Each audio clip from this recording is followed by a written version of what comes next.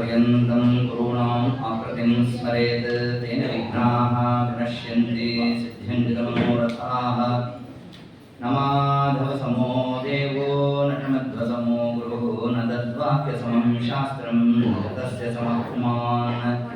माता च कमला देवी पिता देवो जनार्दनः बान्धवाः विष्णुभक्ताश्च स्वदेशो भुवनत्रयं प्रथमो हनुमान् नाम द्वितीयो भीम एव च पूर्णप्रज्ञतृतीयस्तु भगवत्कार्यसाधकः कंसध्वंसिपदां भोजा संसक्तो हंसपुङ्गवः ब्रह्मण्यगुरुराजाख्यो वर्ततान् मम मानसे अर्चिकल्पितकल्पोऽयं प्रत्यर्थिगजकेसरी व्यासतीर्थगुरोर्भूयादस्मदिष्टार्थसिद्धये तपोविद्याविरक्त्यादि सद्गुणौघाकरानहं वादिराजगुरुं वन्दे हैग्रीवदाश्रयान्। भक्तानां मानसां भोज भानवे कामधेनवे नमतां कल्पतरवे विजिन्द्रकुरवे नमः। भूतराज नमस्तुभ्यं वादिराजगुरो प्रियः विद्राव सर्वबाधानः सदत्वं रक्षणं कुरु। पूज्याय राघवेन्द्राय सत्यधर्मरताय च भजतां कल्पवृक्षाय नमतां कामधेनवे दुर्वादिध्वान्तरवये वैष्णवेन्दीवरेन्दवे राघवेन्द्र गुरवे नमो अत्यंत दयालवे।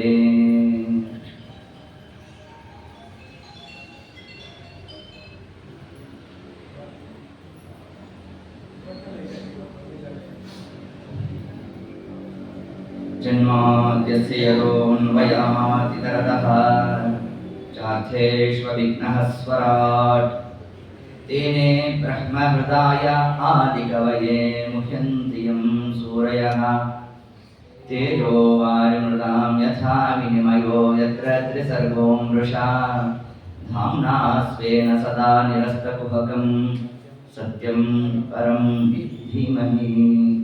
निगमकल्पतरोर्गलितं फलं शुकमुखादमृतद्रवसंयुतं पिबत भागवतं रसम् आलयम् मुहुरहो रसिकाः भुवि भावुकाः।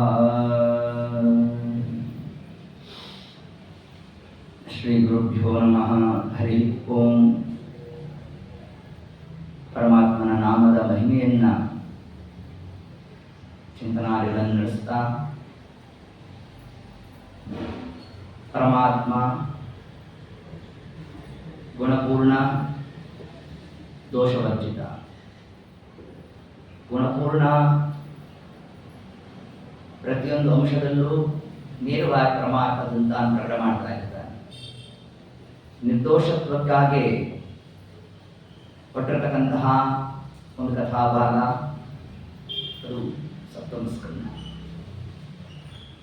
ಇದರ ಅಂತಹ ಪರಮಾತ್ಮನ ನಿರ್ದೋಷತ್ವವನ್ನ ಏನು ಪ್ರಕಟ ಮಾಡಿದ ಅಂತಂದರೆ, ಪರೀಕ್ಷಿತ್ ಮಹಾರಾಜರು ಮಾಡಿರ್ತಕ್ಕಂತಹ ಪ್ರಶ್ನೆ,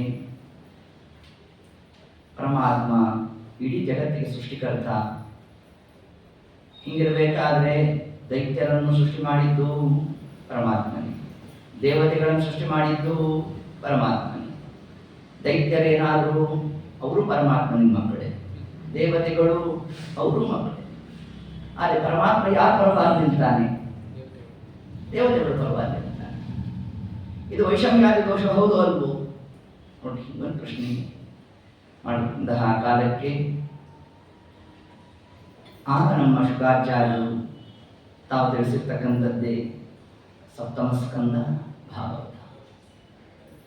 ಈ ಒಂದು ಕಥಾಭಾಗವನ್ನೇ ತಿಳಿಸ್ಲಿಕ್ಕೆ ಏನು ಕಾರಣ ಅಂತಂದರೆ, ಪ್ರಹ್ಲಾದರಾದರು ಪರಮಾತ್ಮ ಎಲ್ಲಿದ್ದಾನೆ ಅಂತ ತಾವದನ್ನು ತೋರಿಸಿದ್ರು, ಅಲ್ಲಿಂದ ನಮ್ಮ ದೇವತಾ ಪ್ರಕಟನಾದ. ಅಂದರೆ ಇದರ ಆಂತರ್ಯ, ಯಾರು ಭಕ್ತಿಯಿಂದ ಸ್ತೋತ್ರ ಮಾಡಿದ್ರು ಪರಮಾತ್ಮ ತಾನವರಿಗೆ ಅನುಗ್ರಹವನ್ನು ಮಾಡುತ್ತಾನೆ ಅನ್ನೋ ಒಂದು ಅಂಶವನ್ನೇ ತಿಳಿಸ್ತಾ, ಎಲ್ಲರಿಗೂ ಏಕಪ್ರಕಾರವಾಗಿ ಅನುಗ್ರಹ ಮಾಡೋದು ಅದು ಲೋಕದ ಕ್ರಮ ಅಲ್ಲ. ಜೀವನ ಯೋಗ್ಯತಾನುಸಾರ ಅನುಗ್ರಹ ಮಾಡತಕ್ಕಂಥದ್ದು ಅದು ನೈಜ ಪ್ರಕ್ರಿಯೆ ಅನ್ನೋದನ್ನೇ ಪರಮಾತ್ಮ ತಾನಲ್ಲಿ ಮಂಡನೆಯನ್ನು ಮಾಡಿರ್ತಕ್ಕಂಥದ್ದು. ಅದರಂತೆ ಪ್ರಹ್ಲಾದರಾದರು ಪರಮಾತ್ಮನ ಸ್ತೋತ್ರ ಮಾಡಬೇಕು. ಅದಕ್ಕೆ ನಮ್ಮ ದೇವರು ವಿಶಿಷ್ಟವಾದ ತಾನು ಲೋಕ ವಿಲಕ್ಷಣವಾಗಿರತಕ್ಕಂತಹ ನರಸಿಂಹ ರೂಪವನ್ನ ಅಭಿವ್ಯಕ್ತ ಮಾಡಿದ್ದಾನೆ. ಆ ನರಸಿಂಹ ಅನ್ನೋ ಶಬ್ದನೇ ಪರಮಾತ್ಮ ನಿರ್ದೋಷಿ ಅನ್ನೋದನ್ನು ತಿಳಿಸುತ್ತೆ.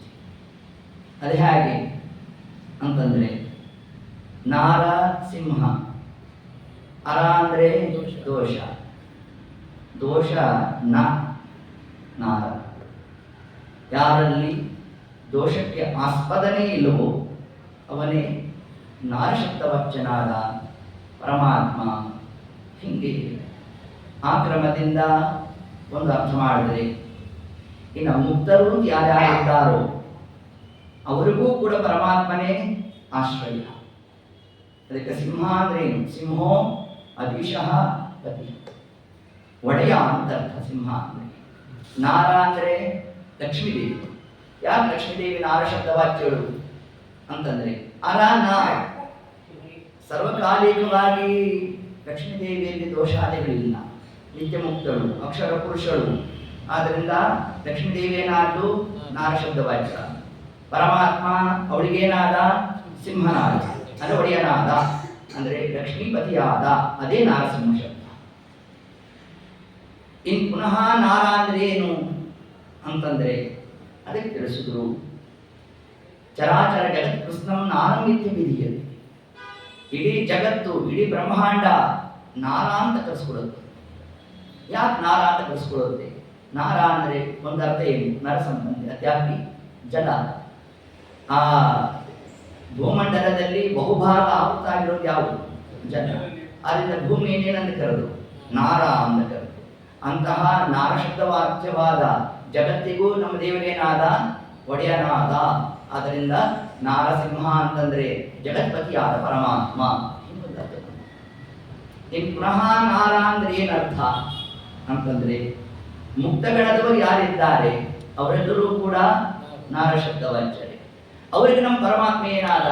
ಮುಕ್ತಾನಾಂ ಪರಮಾಗತಿ. ಹಂಗಂದ್ರೂ ಒಂದೇ, ನಾರಸಿಂಹ ಅಂದ್ರೂ ಒಂದೇ.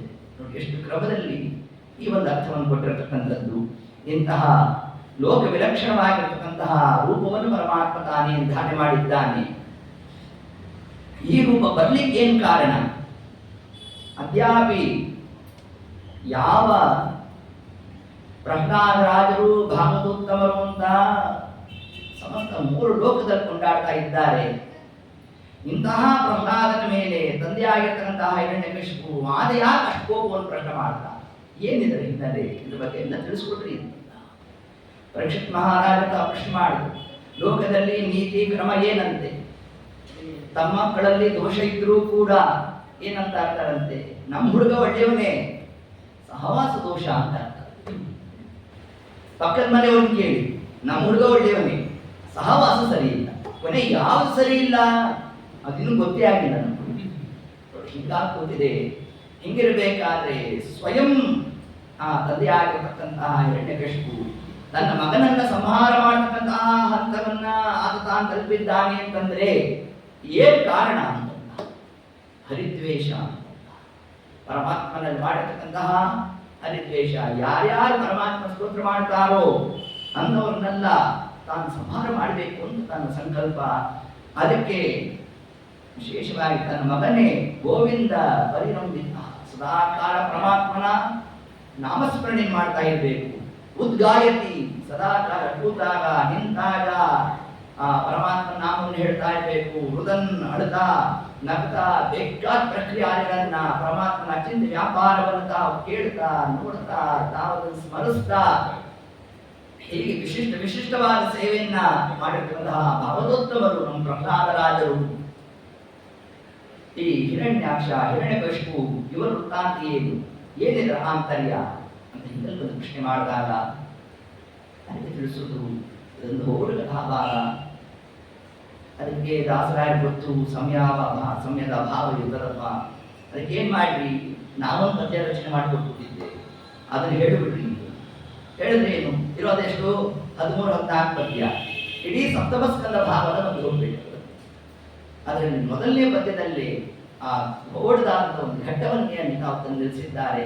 ನಾರಸಿಂಹನೆಂಬ ದೇವನು ನಂಬಿದಂತ ನರರಿಗೆಲ್ಲ ವರವ ಕೊಡುವನು, ಆದಿಯಲ್ಲಿ ಲಕ್ಷ್ಮಿ ಸಹಿತದಿ ಮಲಗಿರಲು ಬಂದರಾಗ ಸನತ್ಕುಮಾರರು, ಆಗ ದ್ವಾರಪಾಲಕರು ತಡೆಯಲಾಗ ಕೋಪದಿಂದ 3 ಜನ್ಮದಲ್ಲಿ ನೀವು ಅಸುರರಾಗಿ ಹುಟ್ಟಿದೆಂದರು ನಾರಸಿಂಹ. ಘಟ್ಟ ಮುಗಿದೆವು. ಕಥಾಭಾಗ ನಮಗೆ ಗೊತ್ತಿರೋದು. ಪರಮಾತ್ಮ ಆಜ್ಞೆ ಮಾಡಬೇಕು ಜಯವಿಜಯನಿಗೆ, ಏತತ್ಕಾಲಕ್ಕೆ ಯಾರು ಬಂದು ಬಿಡಬೇಡ ಅಂತ ನಮ್ದೆ. ಸರಿ, ದ್ವಾರಪಾಲಕರ ಜಯವಿಜಯ ತಾವು ನಿಂತಿದ್ದಾರೆ. ಏತ ಸಮಯಕ್ಕೆ ಬಂದಿರತಕ್ಕಂಥವ್ರು ಯಾರು? ಸನತ್ಕುಮಾರ ಬಂದಾಗ ದ್ವಾರ ನಿರೋಧಯಾಮಾಸ, ತಡೆದ್ರಂತೆ. ತಡೆದಾಗ ಕುಪಿತರಾಗಿರ್ತಕ್ಕಂತಹ ಸನತ್ಕುಮಾರರು ಇವರು ಶಾಪ ಕೊಟ್ಟೇವೆ, ನಿಮಗೆ 3 ಜನ್ಮದಲ್ಲಿ ಅಸುರ ಜನ್ಮ ಪ್ರಾಪ್ತಿ ಆಗಲಿ ಅಂತ ನಾವು ಶಾಪ ಕೊಡಬೇಕು. ಇಷ್ಟೆಲ್ಲ ಶಿಲ್ಪಿ ತಿಳಿಸಿದ್ರು. ಸ್ವಾಮಿ ನೋಡ್ರಿ ಏನು ಜೋರು ಮಾತು ತಿಳಿಸ್ತಾರೆ, ಹೋಗಿ ಸ್ವಲ್ಪ ಉಪಶಮನ ಮಾಡ್ರಿ ಅಂತಂದ್ರು. ಪರಮಾತ್ಮ ಬಂದಾಗ ಸನತ್ಕುಮಾರರು ತಾವು ನಮಸ್ಕಾರ ಮಾಡಬೇಕು. ಸ್ವಾಮಿ ನಮ್ಮಿಂದ ಅಪರಾಧ ಆಗೋಯ್ತು, ನಿಮ್ಮ ಕೃತ್ಯರಿಗೆ ನಾವು ಶಾಪ ಕೊಟ್ಬಿಟ್ಟಿವಿ. ಹಿಂಗಂದ ನಮ್ಮ ದೇವರು ಏನನ್ಬೇಕಾಗಿತ್ತು, ಹಂಗ್ಯಾಕೆ ಕೊಟ್ರಪ್ಪ, ನಾನೇ ಹೇಳಿದ್ದೆ ಯಾರು ಬಂದ್ರು ಬಿಡಬೇಡ ಅಂತ. ಅದಕ್ಕೆ ಅನುಗುಣವಾಗಿ ಅವರು ವರ್ತನಾದಿಗಳು ಮಾಡಿದ್ದಾರೆ ಅಂತ ನಮ್ಮ ದೇವರು ಹೀಗಂದಿರ, ತಾನೇನಂದ, ನೀವು ಮಾಡಿದ್ದೆ ಸರಿ ಅಂದ್ಬಿಟ್ಟ. ಹಿಂಗ್ಯಾಕಂದ ಪರಮಾತ್ಮ ಅಂತಂದ್ರೆ, ಕೇವಲ ಕರ್ಮಾನುಷ್ಠಾನವನ್ನು ಮಾಡಿದ್ರೆ ಅದು ದೋಷಕ್ಕೆ ಕಾರಣ. ಅಂದ್ರೆ ಏನು ಆಂತರ್ಯ, ಯಾರನ್ನು ಬಂದರೂ ಬಿಡಬೇಡ ಅಂತಂದ್ರೆ ಯಾರು ಬಂದರೂ ಬಿಡಬೇಡ ಅಂತ ಅರ್ಥ ಅಲ್ಲ. ಯಾರನ್ನ ಬಿಡಬೇಕು, ಯಾರನ್ನ ಬಿಡಬಾರದು. ಆ ಜ್ಞಾನ ದ್ವಾರಪಾಲಕರಾದವರಿಗಿರಬೇಕು. ಅರ್ಥಾತ್ ಪರಮಾತ್ಮನ ಮಾತನ್ನ ನೇರವಾಗಿ ಅರ್ಥ ಮಾಡೋದಲ್ಲ, ಮಾತಿನ ಆಂತರ್ಯವನ್ನು ತಿಳಿಬೇಕು.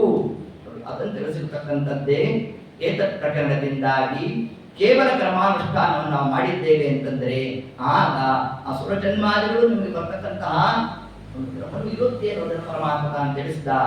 ಆದರೂ ಕೂಡ ನನ್ನ ಮನೆ ಬಾಗಿಲು ಕಾಯ್ತಿರಲ್ಲ, ಅದಕ್ಕೆ ಗೊತ್ತಿದೆ ನಮ್ಮ ದೇವರಂತ, ನೀವು 3 ಜನ್ಮದಲ್ಲಿ ನಿಮಗೆ ಅಸುರ ಜನ್ಮ ಬಂದರೆ 4 ಅವತಾರಗಳು ಮಾಡ್ತೀನಿ ಅಂತ ಪರಮಾತ್ಮ ನಿಮ್ಗೆ ಅನುಗ್ರಹ ಮಾಡಿ. ಏನ್ ದೇವರ ಅನುಗ್ರಹ ಕೊಟ್ಟಿದೆ. ಇದೇ ಮೊದಲನೇದು ಹಿರಣ್ಯಾಕ್ಷ ಹಿರಣ್ಯಕಶಿಪು. ಆಗ ಪರಮಾತ್ಮನ 2 ರೂಪಗಳು, ಒಂದು ವರಾಹ ರೂಪ, ಒಂದು ನರಸಿಂಹ ರೂಪ.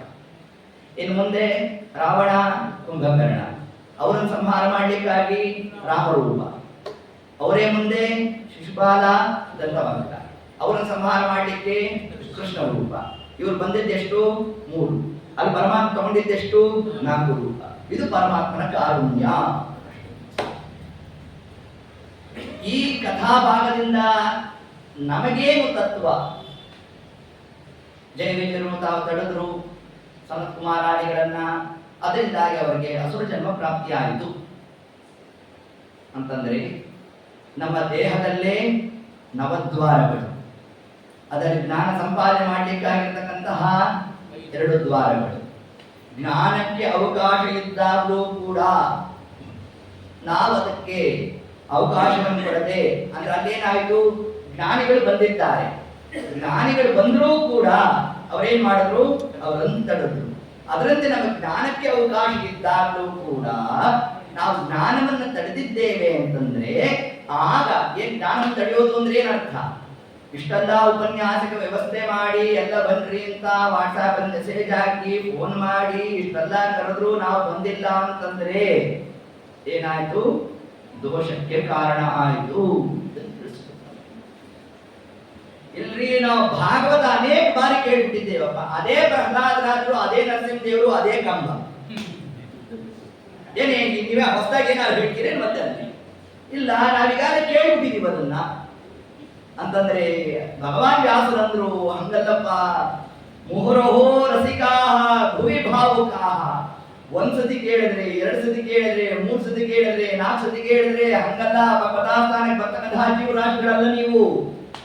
ಇದನ್ನ ಮೇಲಿಂದ ಮೇಲೆ ಆಸ್ವಾದಿಸಿದ್ರೆ ಮಾತ್ರ ಆ ಜ್ಞಾನ ನಮ್ಮ ಜಡಿಸ್ಕೊಳ್ತಕ್ಕಂಥದ್ದು. ತನ್ನಿಮಿತ್ತ ಇದನ್ನ ಮೇಲಿಂದ ಮೇಲೆ ಆವೃತ್ತಿ ಮಾಡಬೇಕು ಅನ್ನೋ ಒಂದು ಸಿದ್ಧಾಂತವನ್ನು ಪರಮಾತ್ಮ ತಾನಲ್ಲಿ ತಿಳಿಸಿದ್ದಾನೆ. ಹೀಗೆ ಆ ಪ್ರಕಾರವಾಗಿ ಆ ತಮ್ಮನಾಗಿರ್ತಕ್ಕಂತಹ ಹಿರಣ್ಯಾಕ್ಷನನ್ನ ಪರಮಾತ್ಮ ತಾನು ತನ್ನ ಬೋರೆ ದಾಳಿನಿಂದ ಅಧ್ಯಾಪಿಕ ಬಾಳು ಮೋಕ್ಷ ಮಾಡ್ತವನ್ನು ಸಂಹಾರ ಮಾಡಿರಬೇಕು. ಇದರ ಕಥಾ ಪ್ರಸಂಗ ನಮ್ಗೆ ಗೊತ್ತಿರತಕ್ಕಂಥದ್ದು. ತತ್ಕಾಲಕ್ಕೆ ತಿದ್ದಿದ್ದೇವೆ ಮತ್ತು ಆ ಹಿರಣ್ಯಾಕ್ಷನ ಅವನ ಮಡದಿ, ಅವನ ಪತ್ನಿ ಅರ್ಥಾತ್ ಅವನ ಪತ್ನಿ, ಅವನಿಗೆ ಸುಮಾರು 13-14 ಜನ ಮಕ್ಕಳಿದ್ರು. ಅವರೆಲ್ಲರೂ ಕೂಡ ದುಃಖವನ್ನು ಪಡ್ತಾ ಇರಬೇಕು. ಹಿರಣ್ಯಕಶಿಪು ಬಂದ, ಅಮ್ಮ ಯಾಕೆ ಅಳ್ತಾ ಇದ್ದಿ ಅಂತ ಏನ್ ಪ್ರಶ್ನೆ ಮಾಡಿದ್ರು. ಎಂತಹ ದುಃಖ ಬಂದು ಹೋಗಿದೆ, ಏನ್ ದುಃಖ ಅಂದ್ರೆ ಯಾಕೆ ಅಳ್ತಿ ಅಂತ ಏನ್ ಪ್ರಶ್ನೆ ಮಾಡ್ತಪ್ಪ ಅಂತ ಕೇಳಿದ್ರೆ, ಆ ಹಿರಣ್ಯಕಶಿಪು ಅಂದ, ಅಮ್ಮ ನೋಡಿ, ನೀನು ಅಳ್ಲಿಕ್ಕೆ ಏನ್ ಕಾರಣ ಅಂತಂದೆ. ನಾನು ಏನ್ ಹೀಗಂದ್ರೆ, ಜೀವ ಸತ್ತಿದ್ದಾನೆ ಅಂತ ಅಳ್ತಾ ಇದೆಯೋ, ದೇಹ ಹೋಯ್ತು ಅಂತ ಅಳ್ತಾ ಇದೆಯೋ? ಅಲ್ಲ, ಎರಡೂ ಒಂದೇ ಅಲ್ವಾ ಅಂತ ಲೋಕದ ಮಂದಿಗೆ ಕಾಣಿಸ್ಬಿಡುತ್ತದೆ. ಅಲ್ಲ ಅಂತಂದ್ರೆ, ಜೀವ ಸತ್ತಿದ್ದಾನೆ ಅಂತ ನೀನೇನಾದ್ರು ಅಳ್ತಾ ಇದ್ರೆ ನೀನು ಅಳ್ಲಿಕ್ಕೆ ಕಾರಣನೇ ಇಲ್ಲ ಅಂತ. ಕಾರಣ, ಜೀವ ಅನಾದಿ ನಿತ್ಯ, ಆದ್ರಿಂದ ಅವನಿಗೆ ಹುಟ್ಟಿಲ್ಲ, ಸಾವಿಲ್ಲ. ಯಾಕೆ ಅಳ್ತಿ? ಈ ದೇಹ ಅಲ್ಲ, ಇನ್ನೊಂದು ದೇಹವನ್ನು ಹೊಂದಿಲ್ಲ. ಇನ್ನು ದೇಹ ಬಿಟ್ಟಿದ್ದಾನೆ ಅಂತ ಏನಾದ್ರು ನೀನು ದುಃಖವನ್ನು ಪಡ್ತಾ ಇದ್ರೆ, ಅಮ್ಮ ನೋಡು, ನೀನು ಒಂದ್ ದಿವಸ ದೇಹ ಬಿಡಬೇಕು, ನಾನು ಬಿಡಬೇಕು. ಅಷ್ಟೇ ಯಾಕೆ, ನಮ್ಮನ್ನೆಲ್ಲ ಸೃಷ್ಟಿ ಮಾಡಿರ್ತಕ್ಕಂತಹ ಚತುರ್ಮುಖ ಬ್ರಹ್ಮದೇವರು, ಆ ಬ್ರಹ್ಮದೇವರು ಕೂಡ ದೇಹ ಬಿಡಬೇಕು. ಇದು ಪ್ರಕೃತಿ ನಿಯಮ, ನಾವೆಲ್ಲರೂ ಅದಕ್ಕೆ ಬದ್ಧರಾಗಬೇಕು. ಇಷ್ಟು ಉಪದೇಶ ಮಾಡಿಬಿಟ್ಟ. ಈ ಉಪದೇಶ ಕೇಳ್ತಾ ಇದ್ರೆ ಪ್ರಹ್ಲಾದರಾಜರು ಮಾಡಿದ್ರು, ಹಿರಣ್ಯಕಶಿಪು ಮಾಡಿದ್ರು, ಉಪದೇಶ ಮಾಡ್ತಾ ಇನ್ನಷ್ಟು ಅದಕ್ಕೆ ದೃಷ್ಟಾಂತ ಬೇರೆ ಕೊಟ್ಟ. ನೋಡು, ಲೋಕದಲ್ಲಿ ಕ್ರಮ ಹೇಗೆ ಅಂತಂದ್ರೆ, ಎಲ್ಲಿ ತನಕ ಒಬ್ಬ ಜೀವರಾಶಿಗೆ ಅನ್ನದ ಋಣ, ಭೂಮಿಯ ಋಣ ಇರುತ್ತೋ ಅಲ್ಲಿ ತನಕ ಮಾತ್ರ ವಾಸ ಮಾಡ್ಲಿಕ್ಕೆ ಸಾಧ್ಯ. ಅದಾದ್ಮೇಲೆ ಒಂದು ಕ್ಷಣ ಆ ಜೀವ ಇಲ್ಲ, ಅವಕಾಶ ಇಲ್ಲ.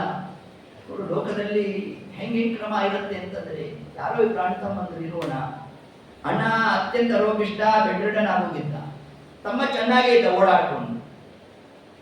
ಆದ್ರೆ ಮೊದಲು ಸತ್ತೋನ್ ಯಾರು? ತಮ್ಮ ಸತ್ತೋದು.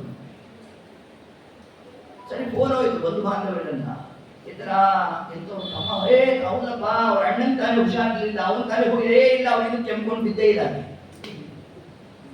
ಹೋದವನು ಯಾರು? ಚೆನ್ನಾಗಿ ಆರೋಗ್ಯವಾಗಿದ್ದವನು. ಅಂದ್ರೆ ಏನರ್ಥ ಅಂತಂದ್ರೆ, ರೋಗಾದಿಗಳು ನಮ್ಮ ಮರಣಕ್ಕೆ ನಿಮಿತ್ತ ಮಾತ್ರ, ಮುಖ್ಯ ಕಾರಣ ಅಲ್ಲ. ಮುಖ್ಯವಾದ ಕಾರಣ ಯಾವುದು? ಋಣ. ಇಷ್ಟು ಅಂಶವನ್ನು ಹೇಳ್ತಾ, ಒಂದು ಪದಾರ್ಥವನ್ನು ನಾವು ಕಳ್ಕೊಂಡಿದ್ದೇವೆ ಅಂತಂದ್ರೂ ಕೂಡ ಆ ಪದಾರ್ಥ ನಮ್ಮ ಪುನರ್ಪ್ರಾಪ್ತಿ ಆಯಿತು ಅಂತಂದ್ರೆ ನಮಗೂ ಆ ಪದಾರ್ಥಕ್ಕೂ ಇನ್ನೂ ಋಣ ಹರಿದಿಲ್ಲ.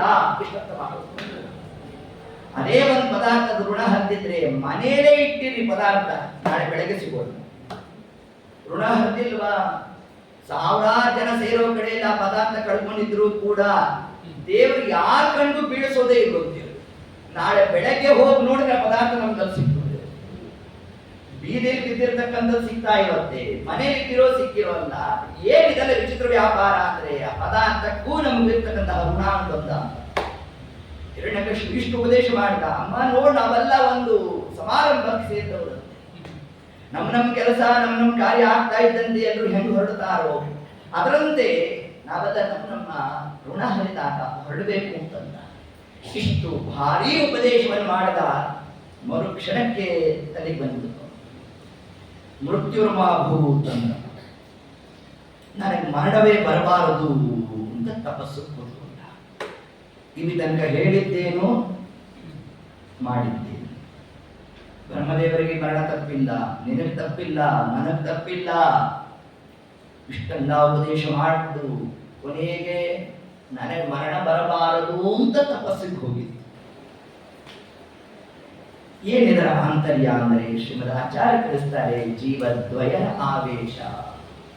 ಇಲ್ಲಿ ತನಕ ಉಪದೇಶ ಮಾಡಿರ್ತಕ್ಕಂತಹ ಸಜ್ಜೀವ ಜಯ ಅವನಿಷ್ಟು ಉಪದೇಶ ಮಾಡ್ತಾನೆ. ಈಗ ಹಿರಣ್ಯಕಶಿಪು ಹೊರಗಡೆ ಇರ್ತಕ್ಕಂತಹ ದೈತ್ಯ ಜೀವ ಏನಿದೆ ಅದು ತಾನು ಏತತ್ ಕಾರ್ಯಕ್ಕೆ ಪ್ರಾಚುರ್ಯಕ್ಕೆ ಬಂತು. ಅವನೊಂದ ನನಗೆ ಮರಣವೇ ಬರಬಾರದು ಅಂತ ಏತತ್ ಕಾರ್ಯಕ್ಕೆ ತಾನು ತಪಸ್ಸಿಗೆ ಹೋಗಬೇಕು. ಆ ತಪಸ್ಸು ಅಂತಂದ್ರೆ ಅದೇನು ಸಾಮಾನ್ಯನ? ನಭೋ ದೃಷ್ಟಿ, ತನ್ನ ದೃಷ್ಟಿಯನ್ನ ಸೂರ್ಯಮಂಡಲಕ್ಕೆ ನೆಟ್ಟಿರಬೇಕು. ಪಾದಮುಷ್ಟವು ತನ್ನ ಹೆಬ್ಬೆಟ್ಟಿನಿಂದ ಇಡೀ ದೇಹದ ಭಾರವನ್ನು ಧಾರಣೆ ಮಾಡಿರಬೇಕು, ಅಂಜಲಿ ಬದ್ಧನಾಗಿರಬೇಕು. ಹೀಗೆ 100 ವರ್ಷಗಳ ಕಾಲ ತಾನು ತಪಸ್ಸನ್ನು ಮಾಡ್ತಾ ಇರಬೇಕು. ಮೊದಲಿಗೆ ಇದ್ದಂತಹ ತ್ವಕ್ಕು ಅದು ಹೋಯಿತು, ಚರ್ಮ ಹೋಯಿತು, ಮಾಂಸ ಹೋಯಿತು, ರುಧಿರ ಎಲ್ಲ ಕ್ಷೀಣಿಸ್ಬಿಡ್ತು. ಇದ್ದಂತಹ ಮಾಂಸಾದಿಗಳನ್ನೆಲ್ಲ ಪೀಲಿಕಾ ಮೊದಲಾದ ಇರುವೆ ಮೊದಲಾದದ್ದೆಲ್ಲ ತಿನ್ಬಿಡ್ತು. ಏನು ಉಳಿದಿದೆ ಅಲ್ಲಿ? ಅಸ್ಥಿಗತ ಪ್ರಾಣ, ಅಸ್ಥಿ ಮಾತ್ರ ಉಳಿದ. ಇಷ್ಟಾದ್ರೂ ಚೇತನ ಆಗಲೇ ಇಲ್ಲ ನೋಡಿ. ಬ್ರಹ್ಮದೇವರು ಕೂತು ತಾನು ತಪಸ್ಸು ಮಾಡ್ತಾ ಇರಬೇಕು. ಏತತ್ ಪೂರ್ವದಲ್ಲೇ ಕಯಾದ ದೇವಿ ತಾನು ಗರ್ಭಿಣಿಯಾಗಿರೋಣ.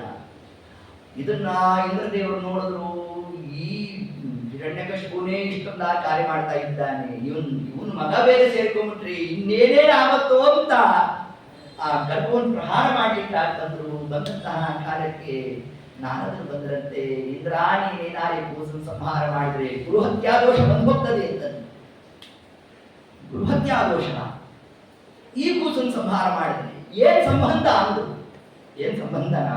ನಿನ್ನ ನಿಯತ ಗುರುಗಳಾಗಿರ್ತಕ್ಕಂತಹ ಶೇಷದೇವರ ಸನ್ನಿಧಾನ ಇದೆಯೋ ಕೂಸಲ್ಲಿ. ಇದನ್ನೇ ವಿಜೇಂದ್ರ ಸ್ವಾಮಿಗಳು ವ್ಯಾಸರಾಜರ ಸ್ತೋತ್ರದಲ್ಲಿ ಅತಿ ಸ್ಪಷ್ಟ ನಿರೂಪಣೆಯನ್ನು ಕೊಡ್ತಾರೆ. ಶೇಷದೇವರ ಸನ್ನಿಧಾನ, ಇಂದ್ರಸ್ಯಾನ ಪ್ರವೇಶವಾನ, ಇಂದ್ರದೇವರು ಪ್ರವೇಶ ಮಾಡ್ತಾರೆ ಎಲ್ಲಿ? ಆ ಪ್ರಹ್ಲಾದರಾಜರ ದೇಹದಲ್ಲಿ. ಪ್ರಹ್ಲಾದರಾಜರೆಂಬ ಪ್ರತಿಮೆಯಲ್ಲಿ ಯಾರ್ಯಾರ ಸನ್ನಿಧಾನ? ಇಂದ್ರದೇವರ ಸನ್ನಿಧಾನ. ಅವರ ನಿಯತ ಗುರುಗಳಾಗಿರ್ತಕ್ಕಂತಹ ಶೇಷದೇವರ ಸನ್ನಿಧಾನ. ಶೇಷದೇವರ ನಿಯತ ಗುರುಗಳಾಗಿರ್ತಕ್ಕಂತಹ ಮುಖ್ಯ ಪ್ರಾಣದೇವರ ಸನ್ನಿಧಾನ. ಮುಖ್ಯ ಪ್ರಾಣದೇವರ ನಿಯತ ಗುರುಗಳಾಗಿರ್ತಕ್ಕಂತಹ ಪರಮಾತ್ಮನ ಸನ್ನಿಧಾನ. ನೋಡಿ, ಹೀಗೆ ಸಮಸ್ತವಾದ ಪರಮಾತ್ಮ, ವಾಯುದೇವರು, ಶೇಷದೇವರು, ಅವಾಂತರ ಮನೋನಿಯಾಮಕರಾಗಿರ್ತಕ್ಕಂತಹ ಇಂದ್ರದೇವರು, ಇಷ್ಟು ಮಂದಿಯ ಒಂದು ಸನ್ನಿಧಾನ ಬೇಕರು ಯಾರು? ಪ್ರಹ್ಲಾದರಾಜರು. ಇದನ್ನೇ ಬೃಹದಾರಣ್ಯಾದಿಗಳು ನಮಗೆ ತಿಳಿಸುವುದು ಪರಿಷತ್ತಿನಲ್ಲಿ. ಪ್ರಹ್ಲಾದರಾಜರನ್ನು ಪರಮಾತ್ಮ ಯಾವ ನಾಮದಿಂದಾಗಿ ತಾನು ಅಲ್ಲಿ ಅವಿಷ್ಟನಾಗಿದ್ದಾನೆ, ವಾಯುದೇವರು ಯಾವ ನಾಮದಿಂದ ಪ್ರವೇಶ ಮಾಡಿದ್ದಾರೆ, ಇದೆಲ್ಲ ವಿಸ್ತಾರ ಮಾಡ್ತಾರೆ. ಪರಮಾತ್ಮ ಅಲ್ಲಿ ತಾನು ಪ್ರವೇಶ ಮಾಡಿರ್ತಕ್ಕಂಥದ್ದು ಅದು ಪರಮಾತ್ಮ ರೂಪ. ಅದರಲ್ಲಿ ಯಾವ ವಿಧವಾದಂಥ ಜಿಜ್ಞಾಸ ಇಲ್ಲ. ವಾಯುನಾಚ ಸಮಾವಿಷ್ಟ ಪ್ರಹ್ಲಾದೋ ನಿತ್ಯ ಭಕ್ತಿಮಾನ್, ತಾತ್ಪರ್ಯ ನಡೆದ ಆಚಾರ್ಯದಲ್ಲಿ ತಿಳಿಸ್ತಾರೆ. ಅಲ್ಲಿ ಹೇಳಬೇಕಾದ ಆಚಾರ ಒಂದು ಶಬ್ದ ಹಾಕಿದ್ರು, ವಾಯುನಾಚ ಅಂದ್ರು, ವಾಯುದೇವರು ಕೂಡ ಅಂದ್ರು. ವಾಯುದೇವರು ಇದ್ದಾರೆ, ವಾಯುದೇವರು ಕೂಡ ಇದ್ದಾರೆ ಅಂದ್ರು. ಈ ವಾಯುದೇವರು ಕೂಡ ಇದ್ದಾರೆ ಅಂದ್ರೆ ಏನು? ಮುಖ್ಯವಾಗಿ ಒಬ್ಬರು ಇರಬೇಕು. ಅದ್ಯಾರು? ಅದು ಪರಮಾತ್ಮ. ನೋಡಿ, ಗೌಣ ಪ್ರಯೋಗ ಮಾಡುವ ಆಚಾರ್ಯರು ಹೇಳ್ತಾರೆ. ಹಾಗೆ ಪರಮಾತ್ಮ ಯಾವ ನಾಮದಿಂದ ಇದ್ದಾನೆ, ವಾಯುದೇವರು ಯಾವ ನಾಮದಿಂದ ಇದ್ದಾರೆ ಅಂತಂದ್ರೆ, ಪರಮಾತ್ಮ ಓಜಃ ಶಬ್ದವಾಚ್ಯನಾಗಿ ಇದ್ದಾನೆ. ನರಸಿಂಹದೇವರಿಗೆ ಏನು ಹೆಸರು? ಓಜಃ. ಯಸ್ತೆ ಮನ್ಯೋ ವೇದದ್ವಜ್ರಸಾಯಕತಃ ಓಜಃ ಪುಷ್ಯತೆ ವಿಶ್ವಮಾನಶಕ. ಓಜಃ ಯಾರಿಗೆ ಹೆಸರು? ನರಸಿಂಹದೇವರಿಗೆ ಹೆಸರು. ವಾಯುದೇವರು ಮಹೋಜಃ ಶಬ್ದವಾಚ್ಯ. ಆಚಾರ್ಯ ಸ್ವಲ್ಪ ಕನ್ಫ್ಯೂಸ್ ಆಗ್ಬಿಟ್ರ, ಮಳೆಗೆ ಬಂತು ಅಂತ. ಪರಮಾತ್ಮ ಮಹೋಜಃ ಅಂದ್ರಿ, ದೇವ್ರನ್ನ ನೀವು ವಾಯುದೇವರನ್ನು ಓಜಃ ಅಂದ್ರಿ, ಪರಮಾತ್ಮ ಮಹೋಜಃ ಅಂತಂದ್ರೆ ಹಂಗಲ್ಲ ಅಂತಂದ್ರೆ ಕಿಂಚಿತ್ ನ್ಯೂನೇ ಮಹಾಶಬ್ದ.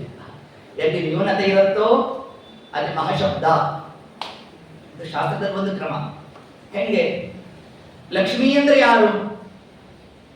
ಏನ್ರಿ ಪ್ರಶ್ನೆ ಇದು? ಲಕ್ಷ್ಮೀ ಅಂದ್ರೆ ಯಾರು? ಲಕ್ಷ್ಮೀದೇವಿ ಅಂತಂದ್ರೆ ಪರಮ ಮುಖ್ಯಾವೃತ್ತಿಯಿಂದ ಅಲ್ಲ, ಪರಮ ಮುಖ್ಯವಾಗಿ ನಾವು ತಗೊಂಡ್ರೆ ಲಕ್ಷ್ಮೀ ಶಬ್ದ ವಾಚ್ಯ ಯಾರು? ಪರಮಾತ್ಮ. ಲಕ್ಷ್ಮೀವಾನ್ ಸವಿತಿಂಚಯ ತಿಳಿಸುತ್ತದೆ. ಲಕ್ಷ್ಮೀ ಪರಮಾತ್ಮ. ಈ ಲಕ್ಷ್ಮೀದೇವಿಗೆ ಏನು ಹೆಸರು? ಮಹಾಲಕ್ಷ್ಮಿ ಅಂತ. ದೇವ ಅಂದ್ರೆ ಯಾರು? ಮಹಾದೇವ ಅಂದ್ರೆ ಯಾರು? ಏನಾಯ್ತು ಕ್ರಮ? ದೇವ ಅಂದ್ರೆ ಪರಮಾತ್ಮ, ಮಹದೇವ ಅಂದರೆ ರುದ್ರದೇವರಂದ್ರೆ. ಅಂದ್ರೆ ಏನಾರ್ಥ ಇಲ್ಲಿ? ಎಲ್ಲಿ ದೋಷಕ್ಕೆ ಅವಕಾಶ ಇದೆಯೋ ಅಲ್ಲಿ ಮಹಾಶಬ್ದ. ಹೌದಾ? ರಾಯರೇ ಬನ್ನಿ, ಚಂದ ಇದು. ಮಹಾರಾಯ ಬಾ, ಶಬ್ದನೇ ಹೊರಟಾಯಿತು. ಹೌದ್ರಿ? ಅಮ್ಮ ಮಹತಾಯಿ ಬಾ. ಹೌದು ನೋಡಿ, ಲೋಕದಲ್ಲಿ ಕ್ರಮ ನೋಡ್ರಿ, ಹಿಂಗ್ ಶಬ್ದ ಇದೆ. ಹೌದು, ಆ ಕ್ರಮದಲ್ಲಿ ಮಹಾಶಬ್ದ ವಾಯುದೇವರಿಗೆ ಯಾಕೆ ಪ್ರಯೋಗ ಆಯಿತು ಅಂತಂದ್ರೆ, ಪರಮಾತ್ಮನಿಗೆ ಹೋಲಿಸಿದಾಗ ಹ್ಯಾಂಗೆ ಪರಮಾತ್ಮನಲ್ಲಿ ಸ್ವತಂತ್ರವಾಗಿ ಗುಣಾದಿಗಳಿದೆಯೋ ಅದರಂತೆ ವಾಯುದೇವರಲ್ಲಿ ಇರಲಿಕ್ಕೆ ಸಾಧ್ಯ ಇಲ್ಲ. ಅದರಿಂದ ವಾಯುದೇವರಲ್ಲಿ ಅಸ್ವತಂತ್ರವಾಗಿ ಗುಣಾದಿಗಳು ಇರೋದ್ರಿಂದಾಗಿ ಕಿಂಚಿತ್ ನ್ಯೂನತೆಯನ್ನು ಹೇಳಬೇಕು. ಆ ನ್ಯೂನತೆಯನ್ನು ಹೇಳಲಿಕ್ಕಾಗಿ ಅದು ಹೊರಟಕ್ಕಂಥ ಶಬ್ದ ಯಾವುದು? ಮಹಾಶಬ್ದ. ಆದ್ದರಿಂದ ಪರಮಾತ್ಮ ಓಜಃ ನಾಮಕನಾಗಿದ್ದಾನೆ, ವಾಯುದೇವರು ಮಹೋಜಸ್ ಶಬ್ದವಾಚರಾಗಿದ್ದಾರೆ.